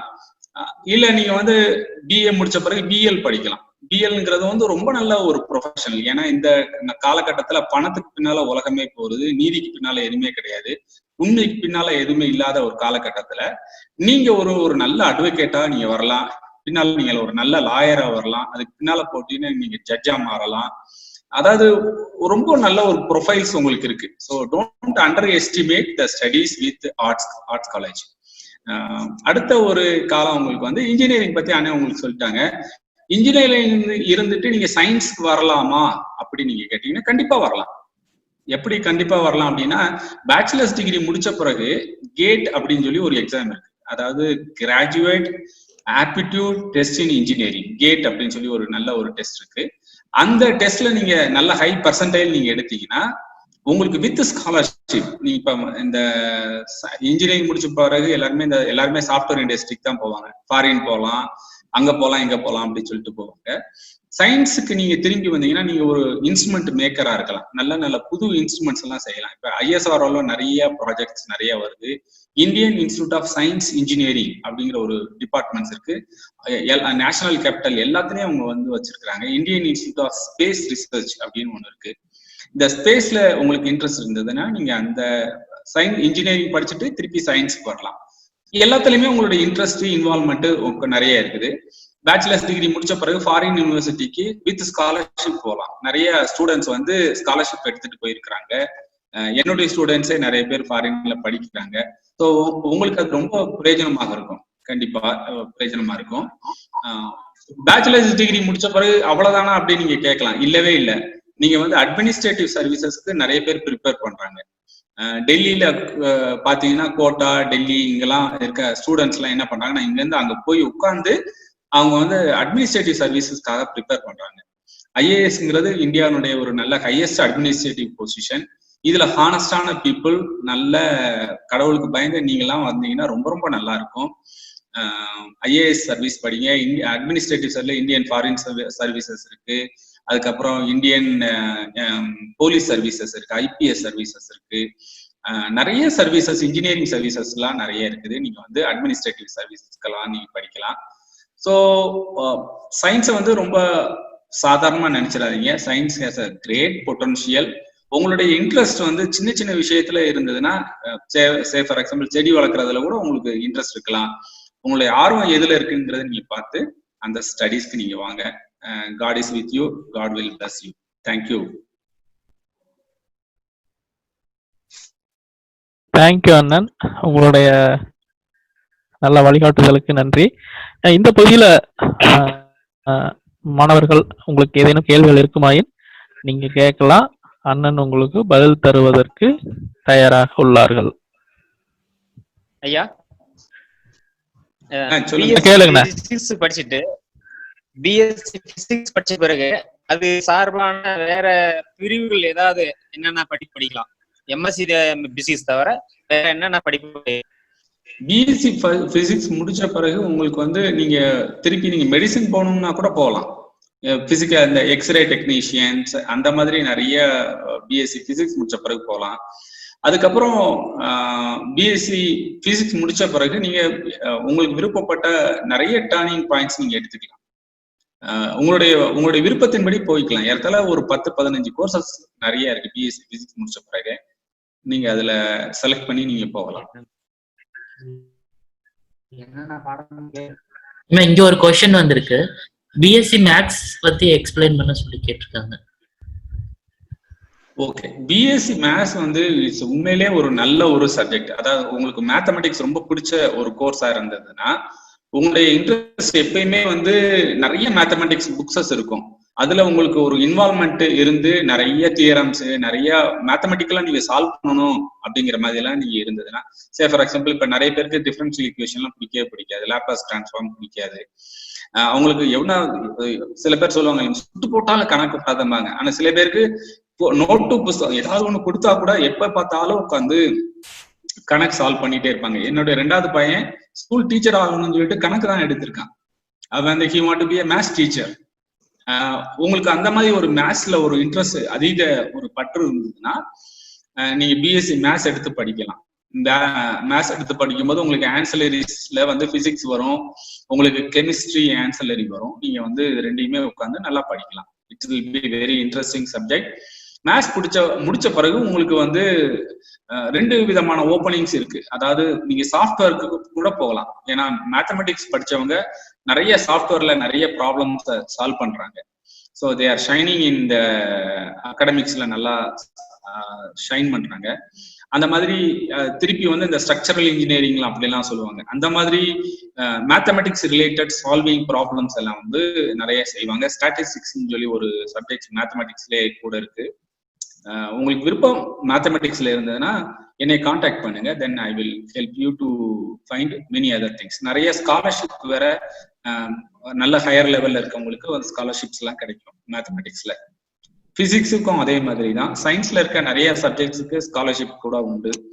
ஸோ கவர்மெண்ட் காலேஜை வந்து நீங்க வந்து ரொம்ப ஒண்ணுமே இருக்காதுலாம் நினைக்காதீங்க. நான்லாம் கவர்மெண்ட் காலேஜ்ல படிச்சவன். கவர்மெண்ட் காலேஜ்ல வந்து ஃபீஸ் ரொம்ப கம்மி, ஃபெசிலிட்டிஸ் நல்லா இருக்கும், ப்ரொஃபசர்ஸ் நல்லா டீச் பண்ணுவாங்க, ஏன்னா ஹைலி குவாலிஃபைடு இருக்கவங்க தான் வராங்க. ஸோ கவர்மெண்ட் காலேஜை வந்து நீங்க அது ஒண்ணுமே இல்லைன்னா நினைக்க வேண்டாம். ஃபீஸ் கம்மியா தான் இருந்தாலுமே குவாலிட்டி ரொம்ப நல்லா இருக்கும். ஸோ உங்களால மேல வர்றதுக்கு ரொம்ப உதவியா இருக்கும். இன்னொரு கொஸ்டின் ஃப்ரம் மோகன் இருந்து, can you suggest some good colleges for physics education? I think நான் பிசிக்கல் எஜுகேஷன் பத்தி கேட்கறேன்னு நினைக்கிறேன். பிசிக்ஸ் எஜுகேஷன் சொல்லியிருக்காங்க, என்னன்னு தெரியல. பிசிக்ஸ்ல வந்து okay, let me answer. C, எல்லா காலேஜ்லயுமே ரொம்ப டாப் காலேஜஸ் அப்படிங்கிறது வந்து எல்லா இடத்துலயுமே இருக்கு. அது எப்படி டிட்டர்மைன் பண்றாங்கன்னா, அவங்களுடைய ஸ்டூடெண்ட்ஸ் வந்து ரொம்ப மேல போயிருப்பாங்க, காலேஜ்ல படிச்சிருக்கவங்க ரொம்ப உயரமான இடத்துக்கு போயிருப்பாங்க. அதை வச்சு அந்த காலேஜோட நேம் நல்லா இருக்கும். சே ஃபார் எக்ஸாம்பிள் இப்போ அமெரிக்கன் காலேஜ்னு வச்சுக்கோங்களேன், என்ட்ரன்ஸ் எக்ஸாம் எழுதும் போதே நாங்க வந்து 400 பேர் எழுதணும். சீட் வந்து அவங்களுக்கு 16 சீட்டு தான். நார்மலா அவங்க வந்து 12 சீட்டு 11 சீட் தான் ஃபில்அப் பண்ணுவாங்க, ஏன்னா சில பேர் விட்டுட்டு போயிடுவாங்க. அதனால வந்து அந்த மாதிரி ஒரு காலேஜுக்கு ரொம்ப ஹைலி காம்படிஷன் இருந்தது ஒரு காலத்துல. இப்பயுமே கூட வந்து நீங்க உங்களுடைய விருப்பம் அப்படிலாம் இருந்ததுன்னா, உங்களுடைய காலேஜ் ப்ரொஃபைல்ல வந்து அது கொஞ்சம் விருப்பமா இருந்ததுன்னா, நல்ல நல்ல காலேஜஸ் இருக்கு. இப்ப சென்னையில இருக்கவங்களுக்கு லயோலா காலேஜோ அல்லது மெட்ராஸ் கிறிஸ்டியன் காலேஜோ, எல்லா காலேஜுமே ஐ டோன்ட் திங்க் உங்களுடைய படிப்பு தான் அதுல ரொம்ப முக்கியம். உங்களுடைய ஆர்வமும் உங்களுடைய அதீத பற்றும் தான் அதுல ரொம்ப முக்கியமா நான் பார்க்க முடியுமே ஒழிய, இந்த காலேஜ்ல படிச்சனால வந்து நாங்க ரொம்ப மேல வந்துட்டோம் அப்படின்லாம் சொல்ல முடியாது. சாதாரண காலேஜ்ல கூட படிச்சு ரொம்ப நல்ல உயரமான இடத்துக்கு வந்தவங்க எல்லாருமே உண்டு, நிறைய பேர் உண்டு. So your involvement and your interest தான் ரொம்ப நல்லா இருக்கும். ஒரு ஸ்டூடெண்ட் வந்து இப்ப ரீசெண்டா என்னுடைய கூட இன்டராக்ட் பண்ணிட்டு இருந்தாங்க. அவங்களுக்கு வந்து பிசிக்ஸ் படிக்கணும்னு சொல்லி ரொம்ப விருப்பம். ஆனா அவங்க அம்மா அப்பா 2 பேரும் கம்பல் பண்ணி அவங்களை இன்ஜினியரிங் படிக்க வச்சுட்டாங்க. படிக்க வைக்கும் போது ரொம்ப அழுதுட்டே படிச்சுட்டு இருந்தாங்க. நான் வந்து என்கிட்ட வந்து ப்ராஜெக்டுக்காக கேட்டிருந்தாங்க. ஸோ அஸ்ட்ரானமில ரொம்ப இன்ட்ரெஸ்ட் இருக்கு எனக்கு, போட்டோகிராஃபி அஸ்ட்ரானமில ரொம்ப இன்ட்ரெஸ்ட் இருக்குங்கிற மாதிரிலாம் சொல்லிட்டு இருந்தாங்க. அவங்கள நான் கைட் பண்ணேன். பிடெக் முடிச்சுட்டு அவங்க வந்து திருப்பி பிசிக்ஸ்க்கு வந்திருக்காங்க, இப்ப அஸ்ட்ரோ பிசிக்ஸ் வந்திருக்காங்க. அவங்க வந்து இப்ப அவங்களுடைய சாய்ஸ் என்னன்னா, நல்ல நல்ல புது இன்ஸ்ட்ருமெண்ட்ஸை வந்து எலக்ட்ரானிக்ல வந்து அது செய்யறாங்க. இப்ப செஞ்சுட்டு இப்ப எம்டெக், இப்ப இந்த அவங்களுடைய பயோவாஸ் இப்பதான் நான் முடிச்சோம். ஸோ அவங்க எம்டெக் முடிச்சிருக்காங்க. இப்ப முடிச்சுட்டு உடனே பிஹெச்டி அஸ்ட்ரானமில போறாங்க அவங்க. ஸோ இன்ஜினியரிங்ல படிச்சனால வந்து உங்களுக்கு வந்து உங்களுடைய எது விருப்பமோ அதுதான் ரொம்ப முக்கியம். உங்களுடைய விருப்பத்தோட நீங்க இந்த காரியத்தையும் செய்யறீங்க, அதுதான் வந்து என்னுடைய kind request.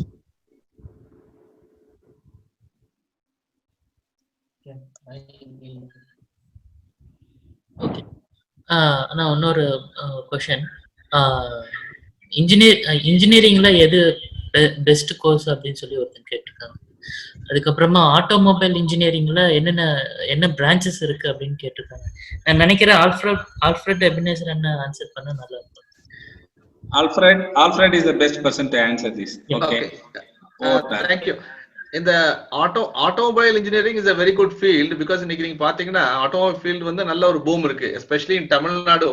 Most of the companies have their base in Chennai, Sriperumbudur, இந்த மாதிரி இடங்கள்ல எல்லாம் வந்து Hyundai, Ford இந்த மாதிரி இதெல்லாம் வந்து நிறைய வந்துருச்சு. ஸோ இன்னைக்கு வந்து automobile is a big boom. So அதனால ஆட்டோமொபைல் பிரான்ச் எடுக்கிறவங்களுக்கு நல்ல ஸ்கோப் இருக்கு தம்பி. நாட் ஒன்லி இன் இந்தியா, அப்ராட்லயும் கூட உங்களுக்கு நிறைய கல்ஃப் கண்ட்ரிஸ் மற்ற இடங்கள் எல்லாம் நல்ல சான்சஸ் இருக்கு. அதுவும் இன்னைக்கு வந்து ஆட்டோமொபைல் இன்ஜினியரிங் ஆட்டோமொபைல்ஸ்ல வந்து நீங்க பாத்தீங்கன்னா நெக்ஸ்ட் ஜெனரேஷன் இதுக்கு வந்து இதாகிறாங்க. So technology is fast developing. So அதனால ஆட்டோமொபைல் பிரான்ச்ல நமக்கு இன்ட்ரெஸ்ட் இருந்துச்சுன்னா தாராளமா நீங்க எடுத்து நல்லா படிக்கலாம். So I would say that it's a very good field and it's got a lot of scope and job opportunities also plenty.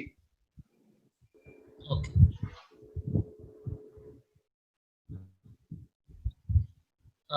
நான் நிறைய क्वेश्चंस எல்லாம் கேட்டிருக்காங்கன்னா நான் நினைக்கிறேன் நம்ம நெக்ஸ்ட் செஷன் போயிடலாம். நம்ம இந்த क्वेश्चंस எல்லாம் நம்ம கலெக்ட் பண்ணிட்டு நம்ம கடைசியா நம்ம ஆன்சர் கொடுத்துடலாம்னு இருக்கேன். ஓகே, அதுக்கிடையில நான் ஒரு சின்ன சஜஷன். பிசிக்ஸை வச்சுட்டு மெடிக்கல் ஃபீல்டு போக முடியுமான்னு கேட்டாங்க. ஒரு பிரதர் கேட்டாங்க. எம்எஸ்சி மெடிக்கல் பிசிக்ஸ்ன்னு சொல்லிட்டு ஆக்சுவலாக மெட்ராஸ் யூனிவர்சிட்டியில் இந்த ஒரு கோர்ஸ் இருக்கு. இந்த கோர்ஸ் படித்தா அந்த இன்ஸ்ட்ருமெண்ட்ஸ்லாம் மெடிக்கல் இன்ஸ்ட்ருமெண்ட்ஸை டிசைனிங்கில் நம்ம இந்த ஃபீல்டுக்குள்ளே போக முடியும். எம்எஸ்சி மெடிக்கல் பிசிக்ஸ்னு ஒரு சப்ஜெக்ட் இருக்கு, தரமணியில் தர்றாங்க. அடுத்ததா குட் காலேஜ் எப்படி செலக்ட் பண்றது அப்படின்னு கேட்குறாங்க. ஒருவேளை நம்ம நல்ல மார்க் இருக்கு, நல்ல காலேஜ் நான் தேர்ந்தெடுக்கணும்னு நீங்க நினைச்சீங்கன்னா NIRF national institution ranking frame work NIRF அப்படின்னு சொல்லி ஒரு வெப்சைட் இருக்கு. அந்த வெப்சைட்ல போயிட்டீங்கன்னா engineering, arts and science, medical field, polytechnic எல்லாத்துக்குமே தனித்தனியா ரேங்கிங் கொடுத்துருக்காங்க.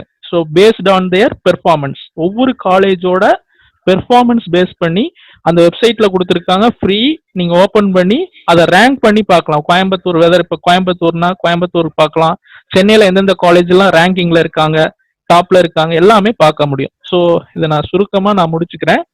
மீதி உள்ளதை நான் அடுத்த கொஸ்டின் ஆன்சர் செஷன்ல நம்ம டிஸ்கஸ் பண்ணலாம். இதுல வந்து அந்த காலேஜ் சூஸ் பண்ணும்போது இவங்க என்ன பண்ணலாம்னா, what I would suggest is இந்த பிளேஸ்மெண்ட் எப்படி இருக்குன்னு பார்க்கலாம். அந்த காலேஜ்ல படிக்கிற பசங்களுக்கு what type of placement they are giving, what are the facilities available in that particular college. For example அவங்களுடைய லேபரேட்டரி ஃபெசிலிட்டிஸ் இதெல்லாம் எப்படி இருக்கு, அந்த மாதிரி இதை வந்து ஈஸியா நம்ம கண்டுபிடிச்சிடலாம். ஏன்னா அவங்க இடத்துல போய் பார்த்தாங்கன்னா இல்ல வெப்சைட்ல பார்க்கலாம், இல்ல feedback from students are already studying there. All these things they can just enquire and come to a conclusion. Ranking also is very important. So இந்த ஃபேக்ட்ஸ் எல்லாம் கூட அவங்க பார்க்கலாம். ரெண்டாவது வந்து cost, how much they are charging, all these things finally, and அவங்களுக்கு convenience. For example, பாத்தீங்கன்னா if I am living in Coimbatore and if I have a college nearby which is good enough, I don't need to go to Chennai to study the same course because it's going to be much easier. நான் வீட்ல இருந்து படிக்கலாம், பக்கத்துலயே போயிட்டு வந்துடலாம். So இந்த factors எல்லாம் பார்த்து you choose a college. Just because somebody is saying that this is a college or your friends are saying that this is a college ன்னு சொல்லிட்டு தேவையில்லாம நிறைய பசங்க என்ன பண்றாங்கன்னா தூரமா போயிடுறாங்க unnecessarily. அதே குவாலிட்டி, அதே கிட்டத்தட்ட அதே ஃபெசிலிட்டிஸோட பக்கத்துலயே ஒரு காலேஜ் இருந்தா it's better to choose that college. So நீங்க நல்லா படிச்சு வர்றதுதான் முக்கியமே தவிர நீங்க வந்து ஒரு சின்ன இதுக்காக வேண்டி ரொம்ப தூரம் எல்லாம் தேவையில்லாம காசு செலவு பண்ணி போறது வந்து அவ்வளோ இது கிடையாது. ஸோ அதனால பிளேஸ்மெண்ட் எப்படி இருக்கு, ஃபெசிலிட்டிஸ் நல்லா இருக்கா, எல்லாம் உங்களுக்கு இருக்கா, டீச்சிங் ஸ்டாஃப் எப்படி குவாலிட்டி இருக்காங்களா, எவ்வளவு நாளா அந்த காலேஜ் இருக்கு, இதெல்லாம் நீங்க பேக்ரவுண்ட் பார்த்துட்டு மோஸ்ட் லைக்லி வந்து இன்னைக்கு இன்ஜினியரிங்கை பொறுத்த மட்டும் plenty of good colleges are available everywhere in Tamil Nadu. So நீங்க உங்களுக்கு சாய்ஸ் வந்து ரொம்ப ஈஸியா இருக்கும். அதே மாதிரி ஆர்ட்ஸ் காலேஜஸும் பிளென்டி இருக்கு. அண்ணன் சொன்னது போல government arts colleges are very very good because the faculty are exceptionally good. ஏன்னா நீங்க கவர்மெண்ட் காலேஜ்ல வந்து ஒரு அவங்க வந்து வேலைக்கு வரணும்னாலே the creamy layer only are coming because the selection is very tough. So அதனால கவர்மெண்ட் காலேஜ் ஃபண்டிங்கும் அதிகமா இருக்கு, they have all the facilities. So அதனால ஆர்ட்ஸ் அண்ட் சயின்ஸை பொறுத்த மட்டும் government colleges also were doing very well. So this is small input that I give. Thank you. Prakash என்ன சொல்லுங்க. கொடைக்கானல் எபிஎனுக்கு டைம் கொடுத்துருங்க, அண்ணன் கிளம்பிடுவாங்க இப்போ. பேசலாம். கொஸ்டின் இருந்துச்சுன்னா அண்ணனுக்கு கேட்க சொல்லி அண்ணனை இது பண்ணிடுங்க. ஏதாவது ரிமைனிங் கொஸ்டின்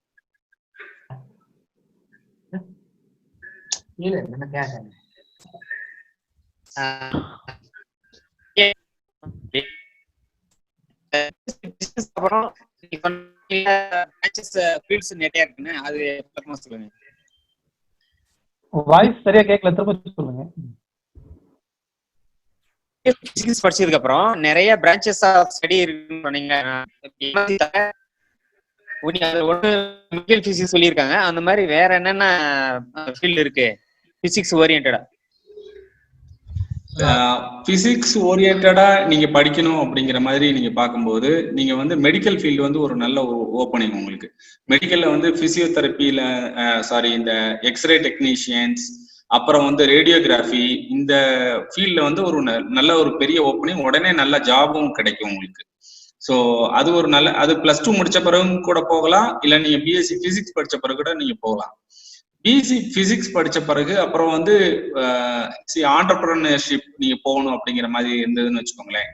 ஃபார் எக்ஸாம்பிள் நீங்க வந்து ஒரு கம்பெனில வந்து நீங்களா ஒரு கம்பெனி ஸ்டார்ட் பண்ணணும் அப்படிங்கிற மாதிரி இருந்ததுன்னா உங்களுக்கு நிறைய ஓப்பனிங் இருக்கிற மாதிரி கம்பெனிஸ் நிறைய இருக்குது. ஸோ அந்த ஸ்டடீஸ் நான் உட்காந்து உங்களுக்கு நான் பிரதர் சைமன்ட்டையோ அல்லது நம்ம ஆல்ஃபிரட் பிரதர்ட்டையும் நான் உங்களுக்கு தரேன், ஷேர் பண்றேன்.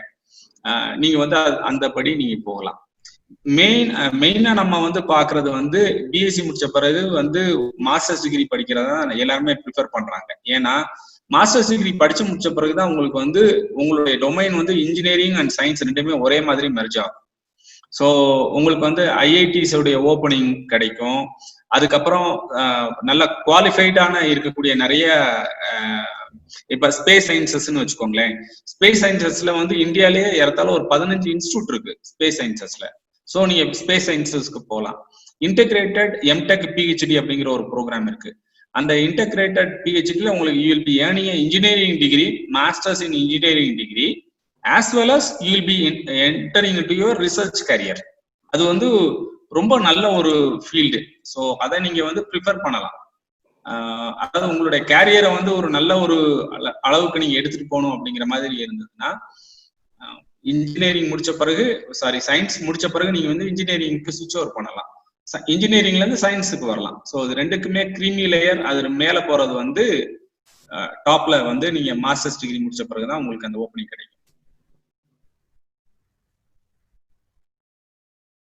தேங்க்யூ. ஏதேனும் கேள்விகள் உண்டா மாணவர்களுக்கு? ஓகே, நம்ம நன்றி அண்ணன். நம்ம அடுத்த செஷனுக்குள்ளாக நம்ம செல்லலாம். கற்க கசடர கற்பவை கற்றபின் நிற்க அதற்கு தக, கற்க தகுந்த நூல்களை குற்றமற கற்க வேண்டும். அவ்வாறு கற்ற பிறகு கற்ற கல்விக்கு தகுந்தவாறு நெறியில் நிற்க வேண்டும் என்ற திருவள்ளுவரின் வாக்கின்படி என்ற வாக்கை தொடர்ந்து நம்ம அடுத்த செஷனுக்குள்ளாக நம்ம செல்லலாம். கல்லூரியில் என்ற தலைப்பில் தனது சாட்சியை உங்களுடன் பகிர்ந்து கொள்ள வருகிறார் முனைவர் திரு ஃபெபின் தயா அவர்கள். அண்ணன் அவர்கள் வந்து ப்ரொஃபஸரா விஐடி யூனிவர்சிட்டியில பணிபுரிகிறாங்க. இப்பொழுது அண்ணன் நமது மத்தியில. தேங்க்யூ.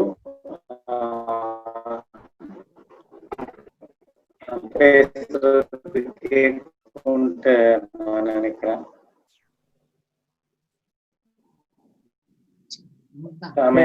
கொஞ்சம் கிளாரிட்டி கம்மியா இருக்கு.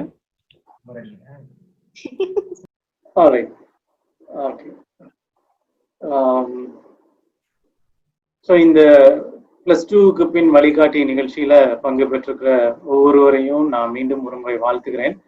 இந்த நிகழ்ச்சியை இவ்வளவு சிறப்பாக ஆர்கனைஸ் பண்ணியிருக்கிற இந்த BYM வெஸ்ட் ஜோனுக்கு என்னுடைய நன்றியை நான் தெரிவித்துக் கொள்கிறேன். ஒரு பெரிய எதிர்பார்ப்போடு நீங்க அநேகர் இந்த நிகழ்ச்சியில கலந்து கொண்டிருந்தீங்க. அனைவருடைய சந்தேகங்கள், அனைவருடைய கேள்விகள் வந்து இங்க கேட்கப்படுது. அநேக தெளிவான விளக்கங்களை நீங்க பெற்றுக்கொண்டீங்க அப்படின்னு சொல்லிட்டு நான் நினைக்கிறேன்.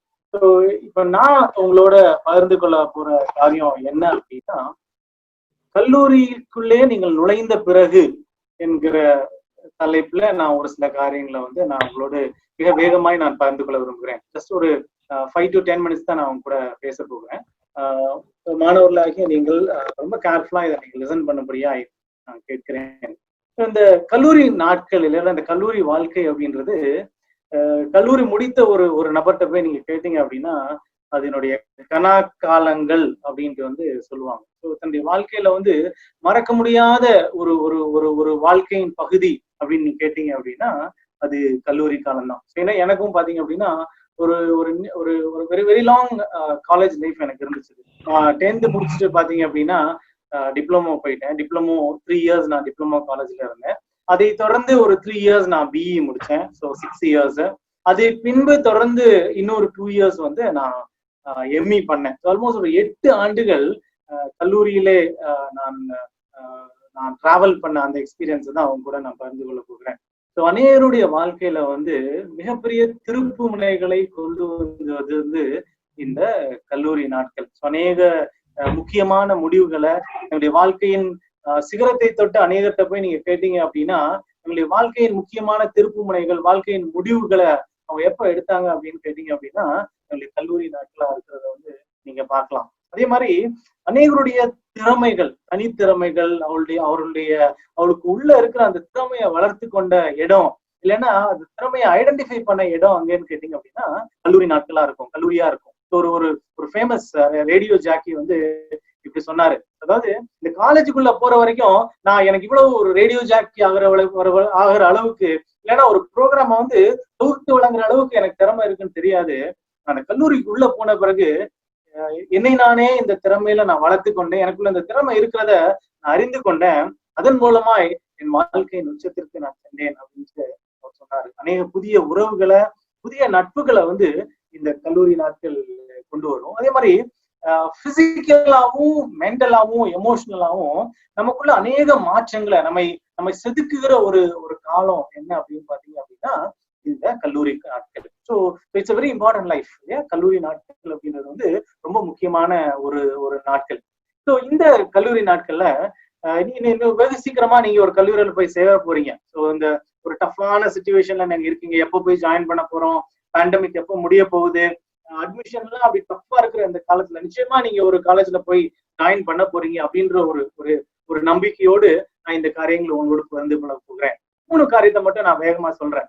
முதலாவது காரியம் நீங்க பாத்தீங்க அப்படின்னா, ஸோ நீங்க ஒரு கல்லூரிய தேர்ந்தெடுத்து ஒரு காலேஜ்ல போய் சேர்ந்த பிறகு முதலாவது நீங்க உங்க மனதுல வைக்க வேண்டிய காரியம் என்ன அப்படின்னு சொன்னீங்க அப்படின்னா, நீங்க அந்த காலேஜ்ல ஒரு பெரிய நோக்கத்தோடு அங்க உட்கார்ந்து இருக்கீங்க, அங்க இருக்கிறீங்க அப்படின்றத நீங்க மறந்து போக கூடாது. ஏதோ தற்செயலா இந்த காலேஜ்ல நான் வந்து சேர்ந்துட்டேன் அப்படின்னு சொல்லிட்டு ஒரு நாளும் நான் நினைக்க கூடாது. ஏன் அப்படின்னா நம்முடைய கடவுளுடைய பார்வையில தற்செயல் அப்படின்ற காரியம் எதுவுமே கிடையாது. என்னுடைய லைஃப நான் திரும்பி பார்த்தேன் அப்படின்னு பாத்தீங்க அப்படின்னா, நான் 10th முடிச்ச பிறகு நல்ல மார்க்கோட தான் நான் பாஸ் பண்ணேன். ஏறக்குறைய 91% மார்க் நான் வாங்கியிருந்தேன். என்னுடைய குடும்ப சூழ்நிலை காரணமாக எனக்கு தொடர்ந்து நான் 11th 12th படிக்கிறதை விட என்ன ஒரு டிப்ளமோ காலேஜுக்கு அனுப்பி சீக்கிரமா நான் வந்து வேலைக்கு போகணும் அப்படின்ற அந்த குடும்ப சூழ்நிலையினால நான் டிப்ளமோ காலேஜுக்கு அனுப்பப்பட்டேன். நிறைய கேள்விகளோட தான் அந்த காலேஜ்ல போய் நான் சேர்ந்தேன். ஆனா இன்றைக்கு நான் திரும்பி பார்க்கும்போது என்னுடைய வாழ்க்கையின் மிகப்பெரிய திருப்புமுனையை ஏற்படுத்தியது அந்த கல்லூரி நாட்கள், அந்த டிப்ளமோ காலேஜ் அப்படின்றத வந்து என்னால நிச்சயமா சொல்ல முடியும். ஸோ ஒருவேளை நீங்க நினைக்கிற காலேஜ் உங்களுக்கு கிடைக்கலாம், நினைக்கிற கோர்ஸ் கிடைக்கலாம், குட். அப்படி ஒருவேளை கிடைக்கல அப்படின்னா அதை பத்தி நீங்க ஒரு நாளும் கவலைப்படாதீங்க.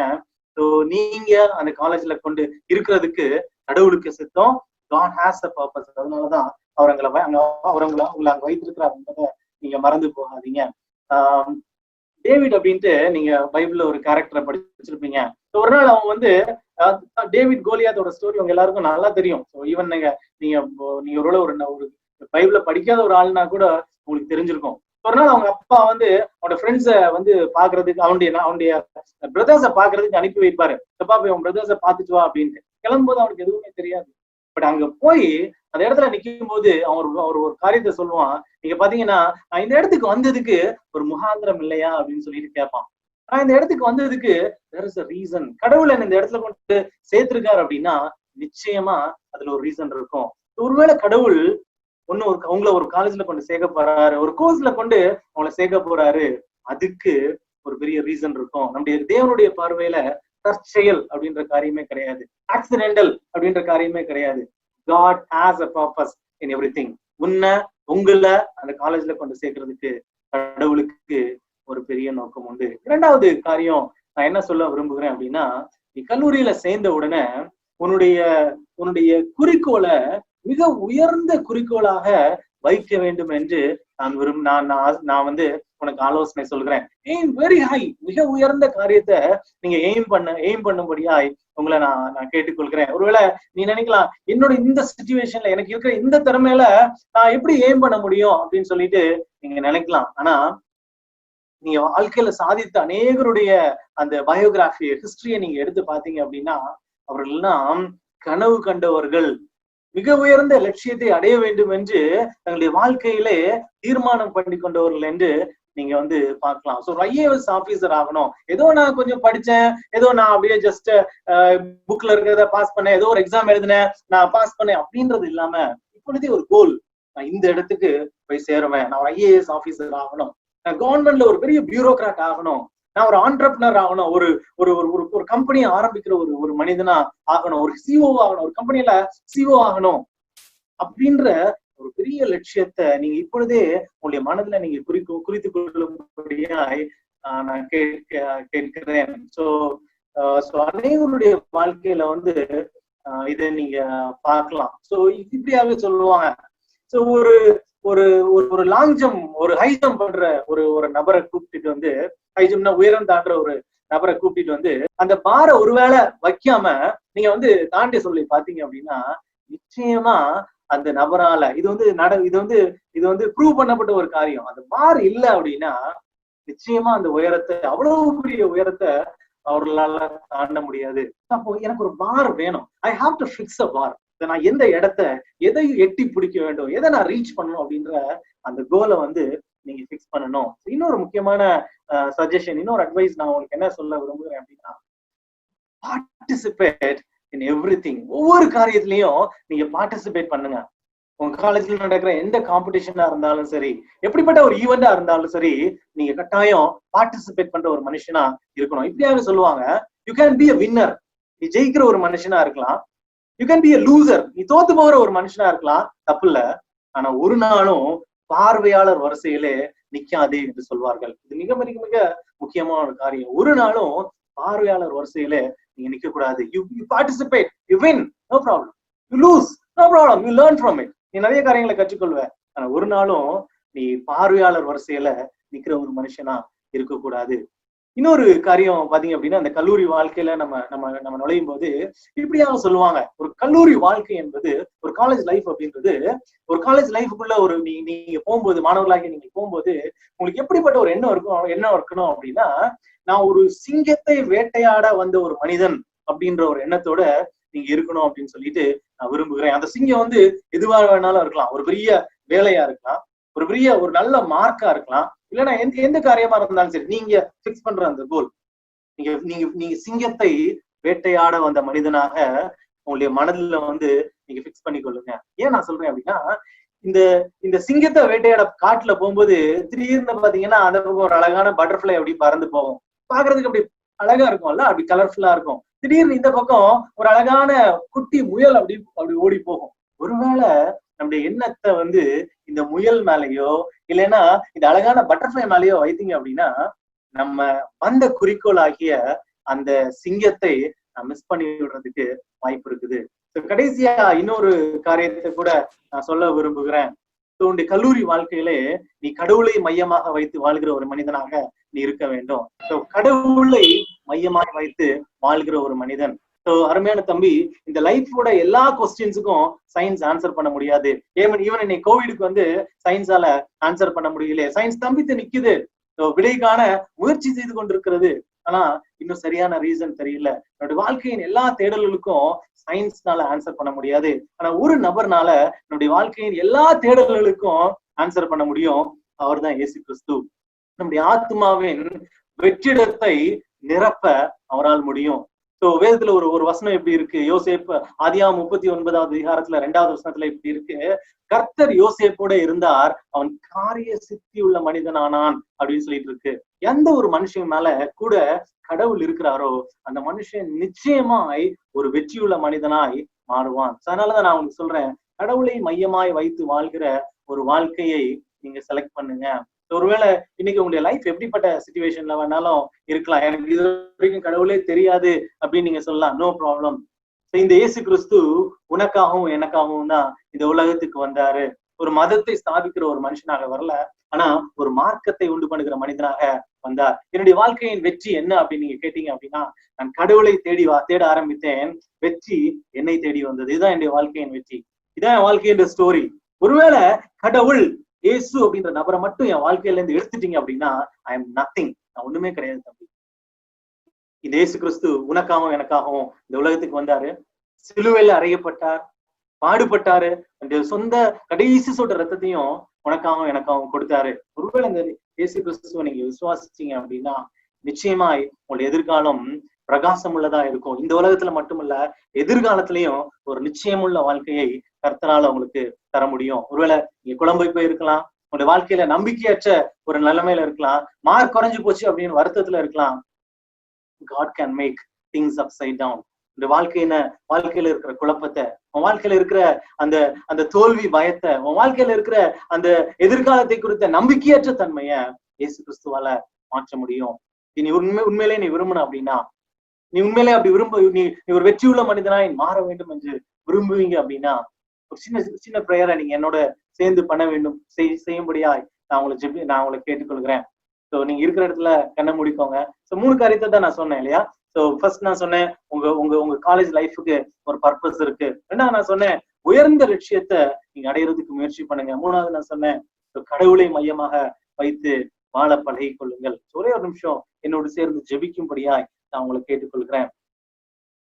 அருமையான தம்பி, so are you really in confusion? ஒருவேளை கன்ஃபியூஷன்லயோ குழப்பத்திலேயோ இல்லைன்னா நம்பிக்கையற்ற நிலைமையிலயோ இருக்கியா? இயேசுவால உனக்கு ஒரு நல்ல நம்பிக்கைய, உன் எதிர்காலத்தை குறித்த ஒரு சிறந்த நம்பிக்கைய உனக்கு தர முடியும். அதுதான் அந்த நம்ம எல்லாம் சொன்னாங்க, என் லைஃப்ல ஆண்டவர் வந்தாரு, என் லைஃப் தலைக்கெல்லாம் மாறிச்சுது. அதேதான் என்னுடைய லைஃபோட ஸ்டோரியும். கடவுள் மட்டும் இல்லைன்னா நத்திங். ஆண்டவரே என் எதிர்காலத்தை நீங்க பொறுப்பெடுத்துக்கோங்க, எதிர்காலத்தை நீங்க லீட் பண்ணுங்க கர்த்தாவே, இந்த தேவைகளை சந்திங்க, எனக்குள்ள வாங்க, எனக்கு ஒரு சமாதானத்தை தாங்க கேளுங்க.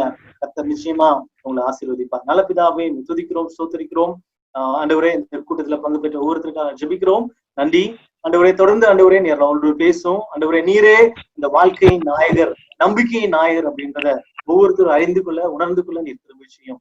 தாழ்த்தி முறை கருத்தை தருகிறோம் இயேசுவின் நாமத்தினால பிதாவே, ஆமென். Thank you dear friends. நன்றி நன்றி அண்ணன். நல்ல பிதாவே துதிக்கிறோம், சோதரிக்கிறோம். கர்த்தாவே இந்த நாளுக்காக நன்றி. ஆண்டவரே கர்த்தாவே நீர் கொடுத்த இந்த நல்ல வாய்ப்புக்காக ஆண்டவரே உங்களுக்கு ஸ்தோத்திரம். ஆண்டவரே கர்த்தாவே அநேகர் ஆண்டவரே இதன் மூலம் பயனடைந்திருக்கிறதுக்காக நன்றி. ஆண்டவரே கர்த்தாவே தொடர்ந்து கர்த்தாவே தன்னுடைய வாழ்க்கையில் ஆண்டவரே மிகச்சிறந்த இடத்தை அடையவும், மிகச்சிறந்த கோர்ஸையும் காலேஜையும் ஆண்டவரே ஒவ்வொருத்தரும் செலக்ட் பண்றதுக்கு தேவனே நீர் கிருபை செய்யும்படியா ஜெபிக்கிறோம். இதுக்காக பிரயாசப்பட்ட, இந்த நிகழ்ச்சிக்காக உழைத்த ஆண்டவரே, இதை கோஆர்டினேட் பண்றதுக்காக ஆண்டவரே பிரயாசப்பட்ட ஒவ்வொருத்தருக்காக நாங்கள் ஜெபிக்கிறோம். கர்த்தாவே நீங்கள் ஒவ்வொருத்தரையும் பிளஸ் பண்ணும்படியா, ஆசீர்வதிக்கும்படியா ஆண்டவரே நாங்கள் ஜெபிக்கிறோம். ஏன்னா இந்த ஒவ்வொருத்தரையும் ஆண்டவரே விசேஷமாய் பொறுப்படுத்திக் கொள்ளும். தாழ்த்தியுடைய கரத்திலே தருகிறோம் இயேசுவின் நாமத்தினால பிதாவே, ஆமென். நன்றி அண்ணன். இந்த நிகழ்ச்சி உங்களுக்கு பயனுள்ளதாக அமைந்தது என்று நாங்கள் நம்புகிறோம். இந்த நிகழ்ச்சியில் உங்களது ஊக்கமான பங்களிப்புக்கும் பங்கு பெற்றமைக்கும் ஆசீர்வாத இளைஞர் இயக்கம் சார்பாக, ஆசீர்வாத இளைஞர் இயக்கம் வெஸ்ட் ரீஜியன் மற்றும் SFJ சார்பாக நன்றியை தெரிவித்துக் கொள்கிறோம்.